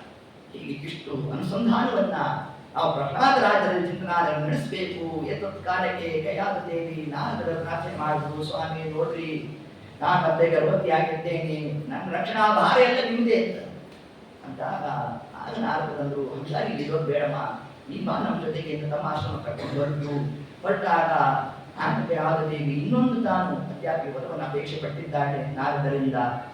ಇಚ್ಛಾ ಪ್ರಸವ ಆಗಬೇಕು. ಇಚ್ಛಾ ಮರಣಿಗಳು ಭೀಷ್ಮಾಚಾರ್ಯರಾದ್ರೆ ಇಚ್ಛಾ ಪ್ರಸವ ಯಾರಿಗೆ? ಪ್ರಹ್ಲಾದರಾಜ. ಅದೇನೋ ಕೈಯಾದ ದೇವಿ ಕೇಳಿದ್ದು, ನಾರದ ತಥಾಸ್ತು ಅಂದ್ರು, ಆ ಕಾರ್ಯ ನಡೆದು ಗರ್ಭವಾಸ ಅತ್ಯಂತ ದುಃಖ. ಪ್ರಹ್ಲಾದರಾಜರಿಗೆ ಈಗ ಅಲ್ಲಿ ದುಃಖ ಆಗೋಯ್ತಲ್ಲ ಅಂತಂದ್ರೆ, ದುಃಖ ಆಗಿಲ್ಲ, ದುಃಖ ಆಗದಂತೆ ನಾರದರು ತಾವಲ್ಲಿ ರಕ್ಷಣೆ ಮಾಡಿದ್ದಾರಂತೆ. ಹೆಂಗೆ ರಕ್ಷಣೆ ಮಾಡಿದ್ರು ಅಂದರೆ, ಪ್ರತಿನಿತ್ಯ ಆ ಸಮಗ್ರ ಶಾಸ್ತ್ರಗಳ ಪ್ರಮೇಯಗಳನ್ನ ನಾವು ಉಪದೇಶ ಮಾಡ್ತಾ ಇರಬೇಕು. ತಾಯಿಯಾದ ಕೈಯಾದ ದೇವಿಗೆ ಸಹಜವಾಗಿ ಗರ್ಭಿಣಿ ಸ್ತ್ರೀ ಅಂದ್ರೆ ಆಲಸ್ಯ ಜಾಸ್ತಿ. ಇನ್ನು ಉಪನ್ಯಾಸ ಕೂತಾಗ ತಾನು ನಿದ್ದೆ ಬಂದ್ಬಿಡ್ಬೇಕು, ಬಂದಾಗ ತಾನು ಕುಡಿಸ್ತಾ ಇರಬೇಕು. ಆಗ ಅವರು ಅಲ್ಲಿ ಉಪನ್ಯಾಸ ನಿಲ್ಲಿಸಬೇಕು, ಒಳಗಡೆಯಿಂದ ಮಗು ಹೂ ಬಿಡ್ಬೇಕು. ನಾರದ್ರೆ ಯಾಕೆ ನಿಲ್ಲಿಸಿದ್ರಿ? ನಾನ್ ಕೇಳ್ತಾ ಇದ್ದೀನಿ ಹೇಳ್ರಿ ಅಂತಂದ್ಬಿಟ್ಟು. ಎಷ್ಟು ವ್ಯವಸ್ಥೆ ಆಗೋಯ್ತು. ಊಟ ಮಾಡಬೇಕು ಅನ್ನೋ ಗೋಜಿಲ್ಲ, ಉಸಿರಾಟ ಮಾಡಬೇಕು ಅನ್ನೋ ಗೋಜಿಲ್ಲ, ಎಲ್ಲ ತಾಯಿ ದ್ವಾರ ನಡೀತಾ ಇರುತ್ತೆ. ಇವ್ರ ಕೆಲಸ ಏನು? ಕೇವಲ ಹರಿಕಥಾ ಶ್ರವಣ ಮಾಡುವುದು. ಎಷ್ಟು ದಿವಸ? 100 ವರ್ಷಗಳ ಕಾಲ ನಾವು ಏಕಾಂತ ಭಕ್ತರಾಗುತ್ತಂತೆ ನೋಡಿ. ಯಾರು? ನಮ್ಮ ಪ್ರಹ್ಲಾದರಾಜರು. ಹೀಗೆ ಪ್ರಹ್ಲಾದೋ ನಿತ್ಯ ಭಕ್ತಿಮಾನ್. ನೋಡಿ, ಗರ್ಭಾವಸ್ಥೆಯಲ್ಲೇ ಇಂತಹ ಒಂದು ಚಮತ್ಕಾರವನ್ನು ತೋರಿಸತಕ್ಕಂಥವ್ರು ಯಾರು? ನಮ್ಮ ಪ್ರಹ್ಲಾದರಾಜರು. ಅದರಂತೆ 100 ವರ್ಷಗಳು ತಾನು ಮುಗಿದಿರಬೇಕು. ಮುಗಿದಿರತಕ್ಕಂತಹ ಕಾಲಕ್ಕೆ ಅದರ ತಾಪ ಸತ್ಯಲೋಕಕ್ಕೂ ಯಾರು? ಹಿರಣ್ಯಕಶಿಪು ಮಾಡಿರ್ತಕ್ಕಂತಹ ತಪಸ್ಸು. ಅದೇ ಪ್ರಹ್ಲಾದರಾಜರು ಅವರು ಜ್ಞಾನದ ತಪಸ್ಸು ಮಾಡಿದ್ದಾರೆ. ಎಲ್ಲ ಕಡೆ ಸುಭಿಕ್ಷೆ ಆಗುತ್ತೆ, ಇದು ಮಾತ್ರ ತಾಪ ಆಯಿತು. ಇಬ್ರು ಮಾಡಿದ್ದೇನು? ತಪಸ್ಸೆ. ಆದ್ರೆ ಒಂದು ಕಡೆ ತಾಪ, ಇನ್ನೊಂದು ಕಡೆ ಸುಭಿಕ್ಷೆ. ಹಿಂಗೆ ಅಂದರೆ ಹಿರಣ್ಯಕಶಿಪು ಕಾಮ್ಯ ರೂಪವಾದ ಕ್ರಿಯೆಯನ್ನು ಮಾಡದ, ಅದರಿಂದಾಗಿ ಅದು ತಾಪಕ್ಕೆ ಕಾರಣ. ಇಲ್ಲಿ ನಿರ್ವ್ಯಾಜ ಭಕ್ತಿಯನ್ನು ಮಾಡಿದ್ರು, ಅದರಿಂದಾಗಿ ಸುಭಿಕ್ಷೆ ಆಯಿತು. ಇಷ್ಟು ಅಂಶವನ್ನು ಹೇಳ್ತಾ ತತ್ಕಾಲಕ್ಕೆ ಬ್ರಹ್ಮದೇವತಾ ಬರಬೇಕು, ಬಂದು ನಾವು ಕಮಂಡಲದಿಂದ ಜಲಪ್ರೋಕ್ಷಣೆ ಮಾಡೋಣ, ವನ್ನಿ ಕಾರ್ಯಗಳೆಲ್ಲ ಬೆಳೆದು ಬಿಟ್ಟಿರಬೇಕು. ಅದೆಲ್ಲ ಅಧ್ಯಾತ್ಮ ತಿಳಿಸಿದ್ದಾರೆ. ಒಳ್ಳೆ ದೇದಿಪ್ಯಮಾನವಾದಂಥ ಶರೀರಾದಿಗಳೆಲ್ಲ ಪ್ರಾಪ್ತಿಯಾಯಿತು. ಪ್ರಾಪ್ತಿಯಾದಾಗ ಹಿರಣ್ಯಕಶಿಪು ಅಂತ ಮೃತ್ಯುರ್ಮಾಭೂತ್ ಅಂದ. ಬ್ರಹ್ಮದೇವರಂದ್ರು, ನನಗೆ ಮೃತ್ಯು ಇದೆ, ನಿನಗೆ ಮೃತ್ಯುರ್ಮಾಭೂತ್ ಅಂತ. ಹಂಗೆಲ್ಲ ಕೇಳೋದಾಗೋದಪ್ಪ, ನಿಮಿತ್ತ ಮಾಡುದು. ಹಂಗಾದ್ರೆ ನೋಡ್ರಿ, ನಮ್ಮ ದೊಡ್ಡ ಪಟ್ಟಿ ಇದೆ ಎಂದು ಆಗ್ಬೋದು. ಒಂದು ಮಂದಿ ಹಗಲೆಲ್ಲ ಆಗಬಾರ್ದು, ರಾತ್ರಿಯಲ್ಲಿ ಆಗಬಾರ್ದು, ಮನೆಯಲ್ಲಿ ಆಗಬಾರ್ದು, ಹೊರಗೆ ಆಗಬಾರ್ದು, ಅಂತರಿಕ್ಷದಲ್ಲಿ ಆಗಬಾರ್ದು, ಪಾತಾಳದಲ್ಲಿ ಆಗಬಾರ್ದು, ಮತ್ತು ಮನುಷ್ಯರಿಂದ ಆಗಬಾರ್ದು. ಅದೊಂದು ಬೇರೆ ಸೇರಿಸ್ಕೊಂಡ. ಇದೊಂದು ಯಾರು ಬಿಟ್ಬಿಟ್ಟಿದ್ರು?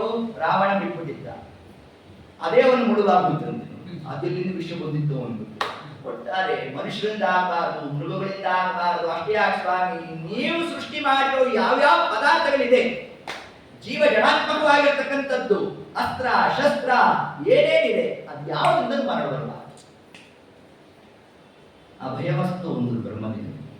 ಹಿರಣ್ಯಕಶಿಪು ಅನ್ಕೊಂಡ, ಅಲ್ಲ ಈ ಬ್ರಹ್ಮದೇವರು ಸುಮ್ಮನೆ ನಾಲ್ಕಲ್ಲಿ ಇದೆ ಅಷ್ಟೇ, ಬುದ್ಧಿನೇ ಇಲ್ಲ ಅಂತ ಅಳಿಯ ಅಲ್ಲ ಮಗಳ ಗಂಡ ಆಗೋಯ್ತು. ನಾನು ಮೃತ್ಯುರ್ಮ ಆಗೋದಂದ್ರೆ ಹಂಗಲ್ಲ ಆಗೋಲ್ಲ ಅಂತ ನಾನು ಇಷ್ಟೆಲ್ಲ ಹೇಳಿದ್ರೆ ಹೂ ಅಂದೇ ಬಿಟ್ರಲ್ಲ, ಏನ್ ಹೇಳ್ಬೇಕು ಈ ಬ್ರಹ್ಮದೇವರಿಗೆ ಅಂತ. ಹಾಗೆ ಬ್ರಹ್ಮದೇವರಂದ್ರು ಅಭಯಮಸ್ತು. ಏನು ಅಭಯಮಸ್ತು ಅಂದ್ರೆ ಆ ಶಬ್ದ ವಾಚನಾದ ಪರಮಾತ್ಮನಿಂದ ಭಯಮಸ್ತು, ಭಯ ಇದೆಯೋ ನಿನಗೆ, ಅದಕ್ಕೇನಂದ್ರು ಅಭಯ ಅಂದ್ರು. ಆ ಮೊದಲು ಶಕಾರ ಅಂತ, ಈ ಮಹಾ ವರ್ಣಗಳೆಲ್ಲ ಸ್ವಾಮಿಯಾದ ವಿಷ್ಣುವಿನ ನಾಮವೆಂದು ತಿಳಿದಾಗೆ ಆನಂದ ಆನಂದ. ಅದರಂತೆ ಪರಮಾತ್ಮನಿಗೆ ಭಯ ಉಂಟೇ ಉಂಟು ಅಂತ ತಾವು ತಿಳಿಸಿದ್ರು. ಇಷ್ಟೆಲ್ಲ ಆದ್ಮೇಲೆ ಹಿರಣ್ಯಕಶಿಪು ಅಂದ ಇನ್ನೊಂದೇ ಒಂದು ಅಪೇಕ್ಷಾ ಅನ್ನ, ಎಷ್ಟು ಹೇಳಪ್ಪ ಅಂದ. ಸೊ ಈ ದಿಕ್ಪಾಲಕರಲ್ಲಿ ಏನೇನು ಕೆಲಸ ಮಾಡ್ತಾರಲ್ಲ ಅದನ್ನು ನಾನೇ ಮಾಡಿಬಿಡ್ತೇನೆ. ಯಾಕೋ ಅಂತಂದು ಕಾಲಕ್ಕೆ ಸರಿಯಾಗಿ ಕೆಲಸನೇ ಮಾಡೋದು ಸ್ವಾಮಿ. ಬೇಸಿಗೆ ಕಾಲದಲ್ಲಿ ಮಳೆ ಉಳಿಸ್ಬಿಡೋದು, ಮಳೆಗಾಲದಲ್ಲಿ ಹೋದ ಬಿಸಿಲು ಬಂದ್ಬಿಡೋದು, ಇಲ್ಲ ಮಳೆ ಬಂದ್ರೆ ಪ್ರವಾಹ ಕೋಡಿ ಹರಿದ್ಬಿಡ್ಬೇಕು, ಇಲ್ಲ ಅಂದ್ರೆ ಜಲಾಭಾವ ಆಗೋಬೇಕು. ಏನು ಅಸ್ತವ್ಯಸ್ತ ಕಾರ್ಯ ಮಾಡ್ತಾರೆ ಈ ದೇವತೆಗಳು. ನನ್ನ ಒಂದು ಆಡಳಿತದಲ್ಲಿ ಹಂಗಲ್ಲಿ ಇರೋದು 365 ದಿವಸ ಏರ್ ಕಂಡೀಷನ್ ಅಲ್ಲಿ ಇದ್ದಂಗೆ ಇರಬೇಕು. ಹಿಂಗೆ ವ್ಯವಸ್ಥೆ ಮಾಡ್ತೀವಿ. ನಮಗೂ ಅನ್ಸುತ್ತೆ ಹಿರಣ್ಯಕಶಿಪು ಇದ್ದಿದ್ದು ಚೆನ್ನಾಗಿರೋದು ಏನೋ ಏನ್ರಿ ಇದು ಒಳ್ಳೆ 365 ದಿವಸ ಇಷ್ಟೆಲ್ಲ ಕ್ರಮ ಆಗುತ್ತೆ ಅಂತಂದ್ರೆ ಯಾಕೆ ಆ ಒಂದು ಕ್ರಮವನ್ನು ಅನುಸರಿಸ್ತಾವ ಅಂತಂದ್ರೆ ನಮಗೆ ಈ ಎಲ್ಲ ವೈಪರೀತ್ಯಗಳಾದಾಗ ಏನಾಗುತ್ತೆ, ದುಃಖ ಉಂಟಾಗುತ್ತೆ. ಅತಿಯಾದ ಬಿಸಿಲು ಬಂತು, ಮಳೆಯ ಅಭಾವ ಆಗಿತ್ತು, ಹಾಗೇನ್ ಮಾಡಬೇಕು, ವಿರಾಟ್ ಪರ್ವ ಮೊದಲಾದದ್ದನ್ನೆಲ್ಲ ಉಪನ್ಯಾಸ ಹೇಳಿಸ್ಬೇಕು, ಅದನ್ನು ಪಾರಾಯಣ ಮಾಡಬೇಕು, ಆಗ ಮಳೆ ಬರಬೇಕು. ನಮಗೆ ದುಃಖ ಬಂದಾಗ ಏನ್ ಮಾಡ್ತೇವೆ, ದೇವರ ಸ್ತೋತ್ರ ಮಾಡ್ತೇವೆ. ಸಂಕಟ ಬಂದಾಗ ವೆಂಕಟರಮಣ, ನೋ ಸಂಕಟ ನೋ ವೆಂಕಟ. ಇದು ಒಂದು ಸಿದ್ಧಾಂತ. ನಿಮ್ಗೆ ಮೋಕ್ಷ ಬೇಕು ಅಂತ ಅಪೇಕ್ಷೆ ಪಡ್ತೀರಿ, ಮೋಕ್ಷ ಯಾಕೆ ಬೇಕು, ಅಲ್ಲಿ ಸರ್ವಕಾಲಿಕವಾಗಿ ಆನಂದ ಅಂತ, ಆನಂದ ಇಲ್ಲೇ ವ್ಯವಸ್ಥೆ ಮಾಡ್ಬಿಡ್ತೀನಿ ಅಂತ. ಪ್ರತಿನಿತ್ಯ ರಾತ್ರಿ ಕಾಲದಲ್ಲಿ ಭೋಜನ ಕಾಲದಲ್ಲಿ ಏನಾಗಬೇಕು, ಅಂತರಿಕ್ಷದಲ್ಲಿ ನಾನಾ ವಿಧವಾದಂತಹ ಮನೋರಂಜನೆವಾದ ಎಲ್ಲ ವ್ಯವಸ್ಥೆ ಮಾಡಿಬಿಟ್ಟಿದ್ದ. ಎಲ್ಲ ಮೇಲ್ ನೋಡ್ತಿರ್ಬೇಕು, ಊಟ ಮಾಡ್ತಾ ಇರ್ಬೇಕು. ಅದೇ ಪ್ರವೃತ್ತಿ ಬೆಳಕು ಬಂದ್ಬಿಡ್ತು. ಈಗ ಏನಾಯ್ತು, ಮನೆ ಒಳಗಡೆ ಹಿಂಗ್ ನೋಡ್ತಾ ಇದ್ವಿ, ಹಂಗಲ್ಲ ಆದ್ರೆ ಆಗೋಲ್ಲ ಅಂತ ಆಯ್ತು. ಕಲಿ ಪ್ರಾಬಲ್ಯ ಹತ್ತತ್ರ ಬರ್ತಾ ಇದ್ದಂತೆ, ಇವಾಗ ಹಿಂಗೆ ಇಟ್ಕೊಂಡು ಊಟ ಮಾಡೋದು. ಮುಂಚೆ ತಲೆ ಮೇಲಿತ್ತು, ಈಗ ಹಿಂಗ್ ಬಂದಿತ್ತು, ಈಗಂತೂ ಕೈಗೆ ಬಂದ್ಬಿಡ್ತು. ಹಿಂಗೆ ಇಟ್ಕೋಬೇಕು, ಅವ್ನು ಬೇಕಾದ ಅವ್ನು ನೋಡ್ಕೊಂಡಿರ್ಬೇಕು, ಇನ್ನೊಬ್ಬ ಮಗ ಬೇಕಾದ ಮಗನ ನೋಡ್ಕೊಂತ ಇರ್ಬೇಕು, ಹೆಂಡತಿ ಅವಳಿಗೇನ್ ಬೇಕು ಅವಳು ನೋಡ್ಕೊಂತ ಇರ್ಬೇಕು. ನೋಡಿ ಹಿಂಗಾಗೋಯ್ತು ಕಥಾ. ಇದರಲ್ಲಿ ಯಾರ ಪ್ರವೃತ್ತಿ, ಹಿರಣ್ಯಕಶಿಪುವಿನ ಪ್ರವೃತ್ತಿ. ನೋಡ್ರಿ, ಅವನು ಹಾಕೊಟ್ಟ ಇವೆಲ್ಲ ಊಟದ ಕಾಲದಲ್ಲಿ ಮನೋರಂಜನಾ ಕಾರ್ಯಕ್ರಮ ನೋಡ್ತಾ ಊಟ ಮಾಡಬೇಕು, ಈ ಒಂದು ಪದ್ಧತಿ ಹಾಕೊಟ್ಟ. ಇಷ್ಟೆಲ್ಲ ಆದಾಗ ಬ್ರಹ್ಮದೇವರ ತಥಾಸ್ತು ಅಂದ್ಬಿಟ್ರಂತ, ಒಳ್ಳೆ ಕೆಲಸ ಮಾಡಿ ಮಾಡಿ ಮಾಡಿ ಮಾಡು. ಯಾಕೆ ಮಾಡು ಒಂದು ಅಂತಂದ್ರೆ ಇವೆಲ್ಲ ಮಾಡಿದಾಗ ಏನಾಗತ್ತೆ, ಅವನಿಗೆ ಪಾಪಾದಿಗಳೆಲ್ಲ ರೂಢ್ತಾ ಆಗ್ಬೇಕು. ಆ ಪಾಪದಿಂದಾಗಿ ಪರಮಾತ್ಮ ಅತಿ ಶೀಘ್ರವಾಗಿ ತಾನು ಬರ್ತಾನೆ. ನೀನು ಪಾಪನೇ ಮಾಡಲಿಲ್ಲ ಅಂತಂದ್ರೆ ಪರಮಾತ್ಮ ಹೆಂಗ್ ಬರ್ತಾನೋ ಅಂತ ತಾವು ಹೀಗೆ ವ್ಯವಸ್ಥೆ ಆದಗಳನ್ನು ನಡೆಸಿರ್ಬೇಕು. ಇಷ್ಟೊಂದಾಗಲೇ ನಮ್ಮ ಪ್ರಹ್ಲಾದ ರಾಜರು ತಾವು ಪ್ರಸವಾಗಿರೋಣ, ಇಷ್ಟೊಂದು ಕಾಲಕ್ಕೆ ಒಳ್ಳೆ ದೇದೀಪ್ಯಮಾನವಾಗಿರ್ತಕ್ಕಂತಹ ಆ ರೂಪವನ್ನು ನಮ್ಮ ಪ್ರಹ್ಲಾದ ರಾಜರು ತಾವು ಪ್ರಕಟ ಮಾಡಿದ್ದಾರಂತೆ. ಹಿರಣ್ಯಕಶಿಪು ನೋಡ್ತಾ ಆನಂದ ಪಟ್ಬಿಟ್ಟ. ಇಷ್ಟೊಂದು ಕಾಲ ಏನ ಸಲ್ಲಕ್ಷಣ ತಾವು ನೋಡ್ತಾ ಇದ್ದಾರೆ. ಹೀಗೆ ನೋಡಿದಾಗ ಸುಮಾರು 5 ವರ್ಷ ಕಳೆಯಬೇಕು. ಷಂಡಾಮರಕರು ಅವರು ಬೆಳಿಗ್ಗೆ ಗುರುಕುಲವಾಸ ಅಲ್ಲಿ ಅಧ್ಯಯನಕ್ಕಾಗಿ ತಾವು ಬೆಳೆಸಿದ್ದಾರಂತೆ. ಅನೇಕ ದಿವಸಗಳು ಕಳೆದಿದೆ. ಇದೆಲ್ಲ ಆಯ್ತು. ಆದಂತಹ ಕಾಲಕ್ಕೆ ಹಿರಣ್ಯಕಶಿಪು ಕರ್ಸ್ಕೊಂಡ ತನ್ನ ಮಗನ್ನ. ಕರ್ಸ್ಕೊಂಡಾಗ ತನ್ನ ಮಗನನ್ನ ಅತಿಯಾದ ಲಾಲನೆ ಪೋಷಣೆ ಮೊದಲಾದದ್ದೆಲ್ಲ ತಾನು ನಡೆಸ್ತಾ ಇದ್ದಾನಂತೆ. ಏನ ತುಂಬು ಸಭಾ ಎತ್ತರವಾದಂತಹ ಸ್ಥಾನದಲ್ಲಿ ತನ್ನ ಸಿಂಹಾಸನ ಹಾಕಿಸ್ಕೊಂಡಿರ್ಬೇಕು, ಅದರ ಮೇಲೆ ತಾನು ಕೂತಿರೋಣ. ತನ್ನ ತಡೆಯ ಮೇಲೆ ಪ್ರಹ್ಲಾದ ರಾಜನನ್ನು ಕೂಡಿಸ್ಕೊಂಡ. ಬೇಕಾದ ಲಾಲನೆ ತಾನು ನಡೆಸ್ತಾ ಇದ್ದಾರಂತೆ. ಆಗ ಒಂದು ಮಾತಂದ, ಪ್ರಪಂಚ ಕಥ್ಯಾಂ ವತ್ಸ ಮನ್ಯತೆ ಸಾಧು ಯತ್ ಭವಾನ್. ತತ್ಸಾಧು ನನಗೆ ಯಾವ್ದಾದ್ರು ಒಂದು ಒಳ್ಳೆ ವಿಷಯ ಹೇಳಪ್ಪ. ಆಗ ಪ್ರಹ್ಲಾದ ರಾಜರಂದ್ರು, ನಾನು ಗೆದ್ಕೊಂಡೆ ಅಂದ್ರು. ಗುರುಗಳು ಹೇಳ್ಕೊಟ್ಟಿದ್ದು ಹೇಳು ಅಂದಿದ್ರೆ ಕಷ್ಟ ಆಗುವುದು ನನಗೆ. ಯಾಕೆ ಯಾವುದು ನಾನು ಕಲ್ತಿಲ್ಲ ಕೇಳಿಲ್ಲ. ಆದ್ರೆ ಹಿರಣ್ಯಕಶಿಪು ಏನಂದ, ಮನ್ಯತೆ ಸಾಧು ಯತ್ ಭವಾನ್, ಯಾವುದು ಒಳ್ಳೆ ವಿಷಯನೋ ಅದನ್ನು ಹೇಳುವುದು ಅಂದಾಗ ಆ ಪ್ರಹ್ಲಾದ ರಾಜ ವಿಷಯ ತಗೊಂಡ್ರು. ತತ್ಸಾಧು ಮನ್ಯೇ ಅಸುರವನ್ಯ ದೇಹಿನಾಂ ಸದಾ ಸಮುದ್ವಿಗ್ನ ದಿಯಂ ಅಸದ್ಗ್ರಹಾತ್ ಹಿತ್ವಾತ್ಮಾ ಪಪಾತಂ ಗೃಹಮಂಧಕೂಪಂ ವನಂ ಗತೋ. ಇಲ್ಲಿ ನಿಲ್ಲಿಸ್ಕೊಂಡು ಇಲ್ಲಿ ತನಕ ಏನೇನು ಅವ್ರಿಗೆ ತೊಂದರೆನೇ ಆಗಲಿಲ್ಲ. ಯಾಕೆ? ಏನೋ ನಮ್ಮ ಹುಡುಗ ಅಂತ ಇದ್ದಾನೆ, ಗೃಹಮಂಧಕೂಪಂ ಬೇಕಾದ ಸಾಧನೆ ಮಾಡ್ರಿ ಅಂತ ನಲಂಕುತ್ ಸಾಧನೆ ಹಿಂದೆಲ್ಲ ಅರ್ಥ ಮಾಡ್ಕೊಂತಲೇ ಇದ್ದ ಅವನು. ಅದರ ಒಂದು ಶಬ್ದ ಬೇರೆ ಹಾಕ್ಬಿಟ್ಟಿದ್ದ, ಹೇ ಅಸುರವರ್ಯ ಅಂತ ಬೇರೆ ಇನ್ನೊಂದು ಶಬ್ದ ಹಾಕಿದ್ದ. ಏನ್ ಅಸುರವರ್ಯ ಅಂದ್ರೆ ಅಸುರರಲ್ಲೇ ಶ್ರೇಷ್ಠನಾದವನು, ಅಷ್ಟೇ ಅರ್ಥ ಅಲ್ಲ ಅನ್ನೋ ಶಬ್ದದಲ್ಲಿ ಬಂದಿದ್ದರು. ಪ್ರಹ್ಲಾದರಾಜರ ಶಬ್ದ ಹಾಕಿದ್ದಾರೆ ಅಂತಂದ್ರೆ ಹಾಗಂದ್ರಂತೆ ನೀನು ನಿನ್ನ ಇಂದ್ರಿಯಗಳನ್ನೇ ಜಯಿಸಿಲ್ಲ ಅಂತದ್ರಲ್ಲಿ ಇದೇ ಕ್ರಮ ನೀನು ಮಾಡ್ತಿರೋದು ಅಂತ. ಅಸುರ ಅಂದ್ರೆ ಏನು? ಅಸು ಅಂದ್ರೆ ಇಂದ್ರಿಯ, ರ ಅಂದ್ರೆ ಆನಂದ. ಇಂದ್ರಿಯ ಸುಖದಲ್ಲಿ ಆನಂದ ಅಂತ ತಿಳ್ಕೊಂಡಿರೋರಲ್ಲೇ ವರ್ಯ, ನೀನೇ ದೊಡ್ಡವನು ಅಂತ, ನೀನೇ ಶ್ರೇಷ್ಠ ಅನ್ನೋದ್ರಲ್ಲಿ. ಅಂದ್ರೆ ಏನಾಯ್ತು? ಅತಿ ನಿನ್ನಲ್ಲಿ ತಾಮಸ ಬುದ್ಧಿ ಬಂದು ಕೂತಿದೆ, ತನ್ನಿಮಿತ್ತ ಅಸದ್ಗ್ರಹ ಗೃಹಮಂಧಕೂಪಂ. ನೋಡು, ನೀನು ಮಾಡಿರುವಂತಹ ಕಾರ್ಯ ಏನಿದೆಯಲ್ಲ, ಆ ತಪಸ್ಸು 100 ವರ್ಷದ ಕಾಲದ ತಪಸ್ಸು, ಅದರ ಫಲ ಏನು ಗೊತ್ತೇನು? ಅಂಧಕಾರ ಕರ್ಕೊಂಡು ಹೋಗು. ಯಾಕೆ ಅಂಧಕಾರ ಕರ್ಕೊಂಡು ಹೋಗ್ಬಿಡಂತೆ ಅಂತಂದ್ರೆ ಕೇವಲ ಬ್ರಹ್ಮದೇವರನ್ನು ಕುರಿತು ತಪಸ್ಸು ಮಾಡುತ್ತೇನೆ, ಇದು ದೋಷ. ನಮ್ಮ ತಪಸ್ಸಿನ ನಮ್ಮ ಉಪಾಸನಾ ಕ್ರಮ ಹೇಗಿರಬೇಕು? ಯಾವ ದೇವತೆಯನ್ನು ನೇರವಾಗಿ ಉಪಾಸನೆ ಮಾಡಲಿಕ್ಕೆ ಅವಕಾಶ ಇಲ್ಲ.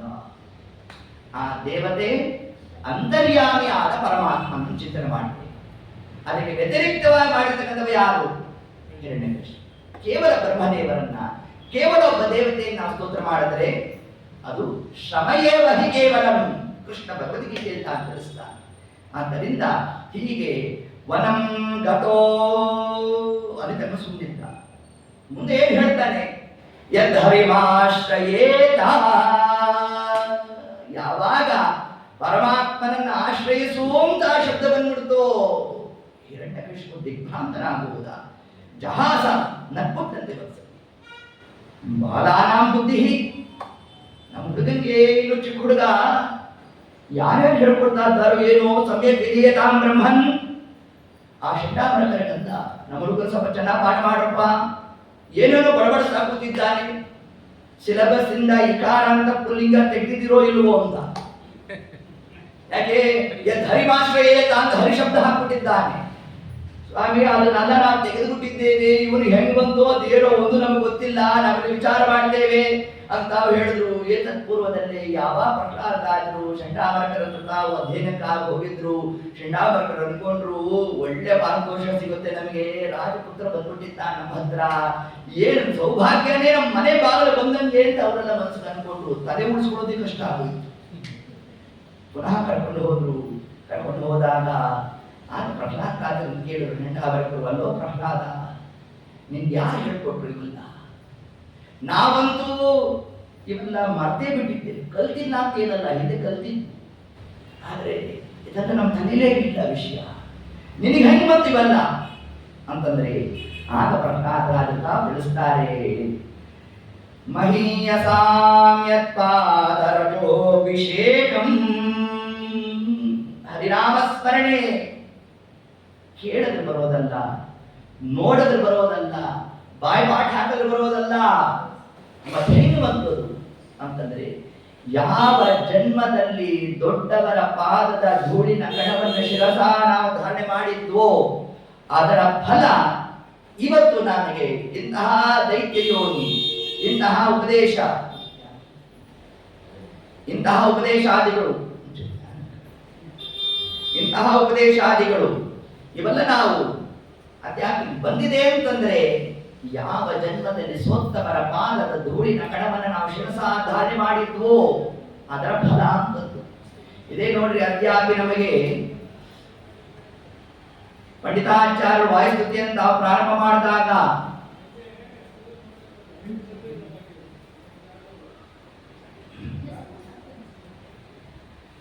ಯಾವ ಒಂದು ವಿಷಯದಿಂದಾಗಿ ತಾವು ಪ್ರಾರಂಭ ಮಾಡಿದ್ದಾರೆ ಅಂತಂದ್ರೆ ವಾಯುದೇವರ ಪಾದದ ಧೂಳಿನ ಕಣದಿಂದ ಪ್ರಾರಂಭ ಮಾಡಿದ್ರು. ವಾಯುಸ್ತುತಿ ಪ್ರಾರಂಭ ಆಗೋದೇ ವಾಯುದೇವರ ಪಾದದ ಧೂಳಿನ ಕಣದ ಮಹಿಮೆ ತಿಳಿಸಲಿಕ್ಕಾಗಿ. ಶ್ರೀಮದ್ ಕೃಷ್ಣಂ ಘನಿಷ್ಠ ಅತಿಗುಣಪುರತಮ ಶ್ರೀಮತಾನಂದ ತೀರ್ಥ ತ್ರೈಲೋಕ್ಯಾಚಾರ್ಯ ಪಾದೋಜ್ವಲ ಜಲ ಜಲಸತ್ವಾಂಸೋಸ್ಮಾನ್. ಇದನ್ನ ನೀವು ಯಾರೋ ದಾನ ಮಾಡ್ತೀವಿ ಅಂತ ಹಂಗ ಅನ್ಕೊಡ್ಬೇಕಪ್ಪ. ತ್ರಿಭುವನ ಮಹಿತಾ ಶಾರದಾ ಶಾರದೆಂದು ಭಾರತೀ ಸರಸ್ವತಿ ದೇವಿಯರು ತಾವು ಪ್ರೇಮ ಭಾರಂಭ ಭಾರ ತಾವು ದಾನ ಮಾಡ್ತಾರಂತೆ.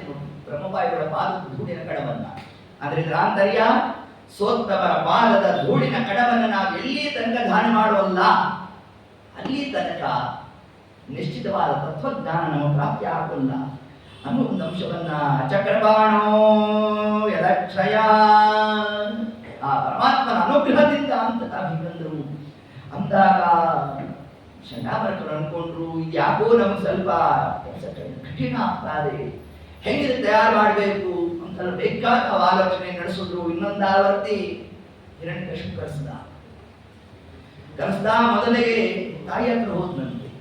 ಮಾತೃ ಮೃಷ್ಟಂ ಅಲಂಕೃತಂ, ತಾಯಿ ಬೇಕಾದ ಪೋಷಣೆ ಮಾಡದಂತೆ. ನೋಡಪ್ಪ, ನಿಮ್ಮ ತಂದೆ ಪ್ರಶ್ನೆ ಮಾಡ್ತಾರೆ, ಅನುಗುಣವಾಗಿ ಉತ್ತರ ಕೊಡಬೇಕು, ಬೇಕಾದ ನಾನು ಹೇಳ್ತಾ ಇದ್ದಾಳಂತೆ. ಅಲಂಕೃತಂ, ಅಲಂಕಾರವನ್ನು ಮಾಡ್ತಾ ಇದ್ದಾಳಂತೆ ಪ್ರಹ್ಲಾದರಾಜರಿಗೆ. ಹೇಗೆ ಮಾಡ್ತಾ ಮುಂದೆ ಪ್ರಹ್ಲಾದರಾಜರು ಆ ಹಿರಣ್ಯಕಶಿಪುವಿನ ಸಭೆಯನ್ನು ತಾವು ಪ್ರವೇಶ ಮಾಡಬೇಕು. ಪ್ರವೇಶ ಮಾಡಿರುವ ಕಾಲಕ್ಕೆ ಪಾದಯೋ ಪತಿತಂ ಬಾಲಂ, ಹಿರಣ್ಯಕಶಿಪುವಿನ ಪಾದಕ್ಕೆ ಪ್ರಹ್ಲಾದರಾಜರು ತಾವು ನಮಸ್ಕಾರವನ್ನು ಮಾಡಿದ್ರು. ನಮಸ್ಕಾರವನ್ನು ಮಾಡಿದಾಗ ಹಿರಣ್ಯಕಶಿಪು ತಾನು ಕುಳಿಸ್ಕೊಂಡ. ಪುನಃ ಅದೇ ಪ್ರಶ್ನೆ, ಪ್ರಹ್ಲಾದಾನುಚತಾಂತಾತ ಮನ್ಯತೆ ಅಧಿತಂ ಕಿಂಚಿದುತ್ತಮಂ. ಪ್ರಹ್ಲಾದಾನುಚತಾಂತಾತ, ತಾದಾಂದ ಮಗನನ್ನ ತಂದೆಯನ್ನು ಎಷ್ಟು ಪ್ರೀತಿ ಮಾಡ್ತಾ ಇದ್ದಾರೆ, ಎಷ್ಟು ಪ್ರೀತಿಯನ್ನು ಮಾಡ್ತಾ.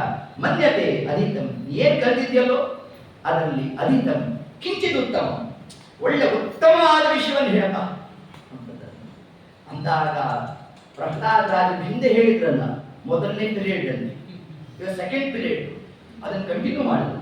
ಎದ್ ಹರಿವಾಶ್ರಯೇತ ಅಂತ ಮೊದಲನೇ ಸೆಷನ್, ದೇವರನ್ನು ಆಶ್ರಯ ಮಾಡಿಬಿಟ್ರಿ ಅಂತಂದ್ರು. ಹೆಂಗ ಆಶ್ರಯ ಮಾಡಬೇಕು ಅದನ್ನ ಈಗ ತಿಳಿಸಿದ್ರು.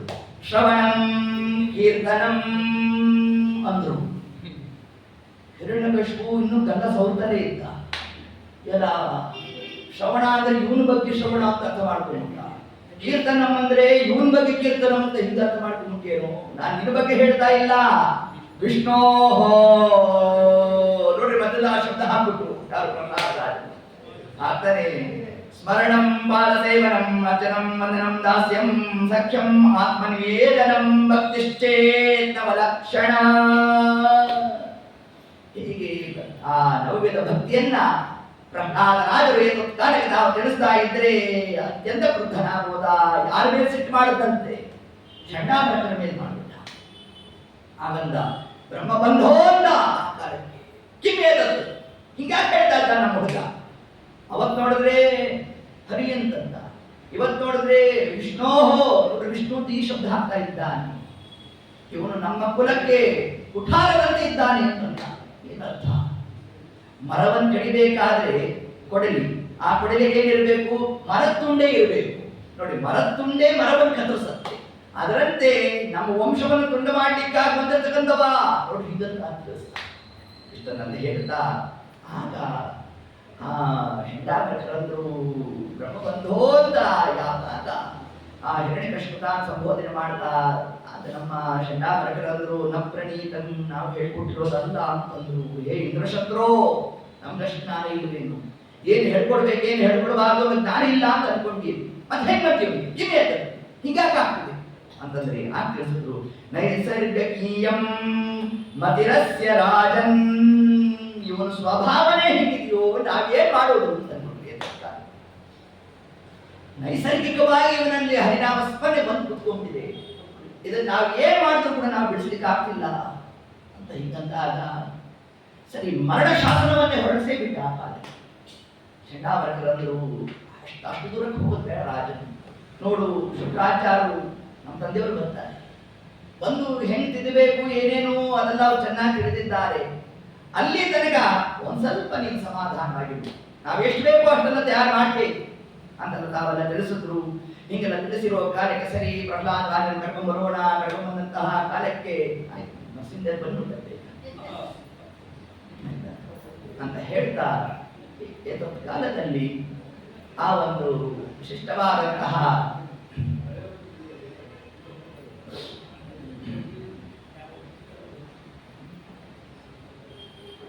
ಶಂಡಾಕರ್ತರು ತಾವೇತ ಕಾರ್ಯಕ್ಕೆ ಮನಸ್ಸನ್ನು ಚಿಂತನೆ ಮಾಡಿದ್ರು. ನಾವು ಇವನನ್ನು ಹಿಂದೆಲ್ಲ ಬಿಟ್ಟು ಹೋದ್ರೆ ಆಗೋಲ್ಲ, ನಾಳೆಯಿಂದ 12 ತಾಸು ಒಬ್ಬರು ಇರಬೇಕು, ಚೇಂಜ್ ಓವರ್ ಆಗ್ತಾ ಇರಬೇಕು. ಇದೇ ಬಂದದ್ದು ನಮ್ಮಲ್ಲಿ ಶಿಫ್ಟ್ ಅಂತ ಬಂದಿದ್ದು. ಯಾರಿಂದ? ಶಂಡಾಮರ್ಗರು ಹಾಕೊಟ್ರು ನಮಗೆ. ಅವ್ರು ಮಾಡಿದ್ದೇನು? ನಾಳೆಯಿಂದ ಅಂತ ಮಾಡ್ಕೊಂಡ್ರು. ಆ ದಿವಸ ಹೊರಟು. ಸರಿ, ಗುರುಗಳು ಹೊರಟ್ರೆ ಮತ್ತೇನು ಕ್ರಮ? ಹುಡುಗರೆಲ್ಲ ಆಟ ಆಡ್ಬೇಕು, ದೈತ್ಯ ಬಾಲಕರೆಲ್ಲ ನಿಮ್ಮದು ಪ್ರಹ್ಲಾದ ಬಾಂಧು ಆಡ. ಅಂದ್ರೆ ಕಾಲಕ್ಕೆ ಪ್ರಹ್ಲಾದರಾಜರು ತಾನು ಅಂದ್ರಂತೆ ಅಲ್ಲೂ ಹಿಂಗ ಆಡ್ಲಿಕ್ಕೆ ನಾವು 84 ಲಕ್ಷ ಯೋನಿಗಳನ್ನು ದಾಟ್ಬಿಟ್ಟಿದ್ದೇವಪ್ಪ. ಇಂತಹ ಮನುಷ್ಯ ಜನ್ಮ ಬಂದಾಗ ನಾವು ಹರಿನಾಮಸ್ಮರಣೆ ಮಾಡಲಿಲ್ಲ ಅಂತಂದ್ರೆ ಅತ್ಯಂತ ದುಃಖಪ್ರದ ಪ್ರಹ್ಲಾದ. ಆಗ ದೈತ್ಯ ಬಾಲಕರಂದ್ರು, ಅಲ್ಲೋ ಪ್ರಹ್ಲಾದ, ಜಗತ್ನಲ್ಲಿ ನಾವೆಲ್ಲ ನೋಡೋದೇನು? ಮಕ್ಕಳು ಅಂದ್ರೆ ಆಟ ಆಡೋದಿದ್ದಾರೆ, ನೀವು ಅಷ್ಟು ಮಾತ್ರ ನೋಡ್ತಾ ಇದ್ದೀರಾ. ಆದ್ರೆ ಬಾಲ್ಯಾವಸ್ಥೆಯಲ್ಲಿ ಇದ್ದವರು ಯಾರು? ಸಾಧನೆ ಮಾಡಿರ್ತಕ್ಕಂಥವ್ರು ಸನತ್ ಕುಮಾರಾದಿಗಳು. 8 ವರ್ಷದ ಆ ಬಾಲ್ಯಾವಸ್ಥೆ, ಕೌಮಾರಾವಸ್ಥೆ, ಆ ಒಂದು ಕಾಲದಲ್ಲೇ ಅವರೆಲ್ಲ ಹರಿನಾಮಸ್ಮರಣೆ ಮಾಡಿದ್ರು. ಇಲ್ವೋ? ಅದನ್ನು ಮಾಡಬೇಕಪ್ಪ. ಕಾರಣ ಮುಂದೆ ಮಾಡ್ತೇವೆ, ಮದುವೆ ಆದ್ಮೇಲೆ ಮಾಡ್ತೇವೆ ಅಂತಂದ್ರೆ ಅದನ್ನು ಆಗ್ತಿರೋ ಕೆಲಸ ಅಂತಂದ್ರು. ಕೌಮಾರ ಆಚರೇತ್ ಪ್ರಾಜ್ಞಃ ಧರ್ಮಾನ್ ಭಾಗವತಾನ್ಯಃ ದುರ್ಲಭಂ ಮಾನುಷಂ ಜನ್ಮ ತದಪ್ಯ ಧ್ರುವಮರ್ಥದಂ. ಸಾಧನೆ ಅಂತಂದ್ರೆ ಯಾವ ಕಾಲಕ್ಕೆ ಅದು ಪ್ರಾರಂಭ ಆಗಬೇಕು? ಕೌಮಾರ ಬಾಲ್ಯಾವಸ್ಥೆಯಿಂದಲೇ ಅದು ಪ್ರಾರಂಭ ಆಗಬೇಕು. ಹೊರತಾ ಮುಂದೆ ಮಾಡ್ತೇವೆ ಅಂತಂದ್ರೆ ಅದರ ಸಾಧ್ಯ ಇಲ್ಲ. ನಮ್ಮಲ್ಲಿ ಪಾಠ ಪ್ರವಚನ ಇವೆಲ್ಲ ಅಂದ್ರೆ ಯಾವಾಗ ಪ್ರಾರಂಭ ಆಗಬೇಕು? ರಿಟೈರ್ಮೆಂಟ್ ಆದ್ಮೇಲೆ. ಯಾರ ಒಬ್ಬ ಯುವಕ ಬಂದು ಕೂತ್ಬಿಟ್ಟಿದ್ರೆ ಇದೇನಪ್ಪ ಇವೆಲ್ಲ ರಿಟೈರ್ಮೆಂಟ್ ಆದ್ಮವ್ರು ಟೈಮ್ ಪಾಸ್ಗೆ ಥಿಂಕ್ ಮಾಡ್ಕೊಂಡು, ನಾವೇನಾದ್ರು ರಿಟೈರ್ಮೆಂಟ್ ಆದ್ಮೇಲೆ ಪಾಠ ಪ್ರವಚನ ಅದಕ್ಕೆ ನಾವು ತೊಡಗ್ತೇವೆ ಅಂತಂದ್ರೆ ತತ್ವಾಭಿಮಾನಿ ದೇವತೆಗಳಂತಾರಂತೆ ನಾವು VRS ತಗೊಂಡ್ಬಿಟ್ಟಿರ್ತೀವಿ. ಏನ್ ಮಾಡ್ತೀರಾ? ಹೇಳಿದ್ದು ಕೇಳಿಸೋಲ್ಲ. ಸರಿ, ಕೇಳಿಸಿದ್ಯಪ್ಪ, ಹೆಚ್ಚು ಕಾಲ ತಲೆಯಲ್ಲಿ ಉಳಿಯೋಲ್ಲ. ಸರಿ, ಒಂದು ಅರ್ಧ ಗಂಟೆ ಹೆಚ್ಚಿಗೆ ತಗೊಳ್ಳೋಣ ಅಂದ್ರೆ ಅರ್ಧ ಗಂಟೆ ಹೆಚ್ಚಿಗೆ ಕೂತ್ಕೊಳಕ್ ಆಗೋದೇ ಇಲ್ಲ. ಸಂಜೆಯ ಕವಳಕ್ಕೆ ಸಾವಿರ ಆಪತ್ತು, ಅಂಜಿ ಓಡುವುದೆಂದು ಕೇಳಿಲ್ಲವೇನವ್ವ. ಕವಳ ತಾಯಿ, ಕವಳ ಅಮ್ಮ. ಇದನ್ನೇ ವಿದ್ಯಾಪಸನ ತೀರ್ಥ ತಿಳಿಸುತ್ತೆ. ಸಂಜೆಯ ಕವಳಕ್ಕೆ ಸಾವಿರ ಆಪತ್ತು. ಸಂಜೆಯ ಕಾಲಕ್ಕೆ ಎಷ್ಟು ಆಪತ್ತು? ಉಪನ್ಯಾಸ ಸಮಯಕ್ಕೆ ಏನ್ ಬರಬೇಕು? ಮಳೆ ಬರಬೇಕು. ಉಪನ್ಯಾಸ ಸಮಯ ಮುಗಿದ ಮೇಲೆ ಏನಾಗಬೇಕು? ಮಳೆ ನಿಲ್ಲಬೇಕು. ಸಪ್ತಮ ಸ್ಕಂದ ಅರ್ಧ ಗಂಟೆಯಲ್ಲಿ ಮುಗಿಸ್ಬೇಕು. ನೋಡಿ ಪರಮಾತ್ಮ ಏನ್ ಪರೀಕ್ಷೆ ಕೊಡ್ತಾನೆ ನಮಗೆ. ಹೌದು, ಪ್ರಾರಂಭ ಆಗಿದ್ದು 7 ಗಂಟೆ, ನಮಗೆ ನೋಟಿಸ್ ಬಂದಿದ್ದು 7:15. ಅಂದ್ರೆ ಅರ್ಧ ಗಂಟೆ ಒಳಗಡೆ ನಮ್ದು ಸಪ್ತಮ ಸ್ಕಂದ. ಹಿಂಗೆ ಯಾಕಂತೆ? ಇದಕ್ಕೂ ಒಂದು ಕ್ರಮ ಇದೆ. ನರಸಿಂಹದೇವರು ಅವತಾರ ಮಾಡಿದ ಎಷ್ಟು ಗಂಟೆಗೆ? 4 ಗಂಟೆಗೆ. ಅವತಾರ ಮುಗಿಸಿದ ಎಷ್ಟು ಗಂಟೆಗೆ? 6:30 ಗಂಟೆಗೆ. 2.5 ತಾಸಲ್ಲಿ ನಮ್ಮ ದೇವರು ಅವತಾರನೇ ಮುಗಿಸ್ಬಿಟ್ಟಿದ್ದಾನೆ. ಅದನ್ನ ಹೇಳಲಿಕ್ಕೆ ನಿಮ್ಗೆ ಯಾಕೋ 3 ತಾಸು ಬೇಕು? ಅರ್ಧ ಗಂಟೆ ಸಾಕು ಅಂತ ನಮ್ಮ ದೇವರು. ಹೌದಾ? ನೀವು ನೋಡ್ರಿ, ಈಗ ಆ ಕ್ರಮದಲ್ಲಿ ತಿಳಿಸ್ತಾ ಆ ಪ್ರಹ್ಲಾದರಾಜ ಸಮಗ್ರವಾಗಿ ತತ್ವೋಪದೇಶವನ್ನು ಮಾಡ್ತಾ ಇದ್ರೆ, ಹೌದಪ್ಪ ಸರಿ, ನೀನು ಇಷ್ಟು ದೇವರು ದೇವರು ದೇವರು ದೇವರು ಅಂತೆಲ್ಲೋ, ಎಲ್ಲಿದ್ದಾನೆ ಆ ದೇವರು?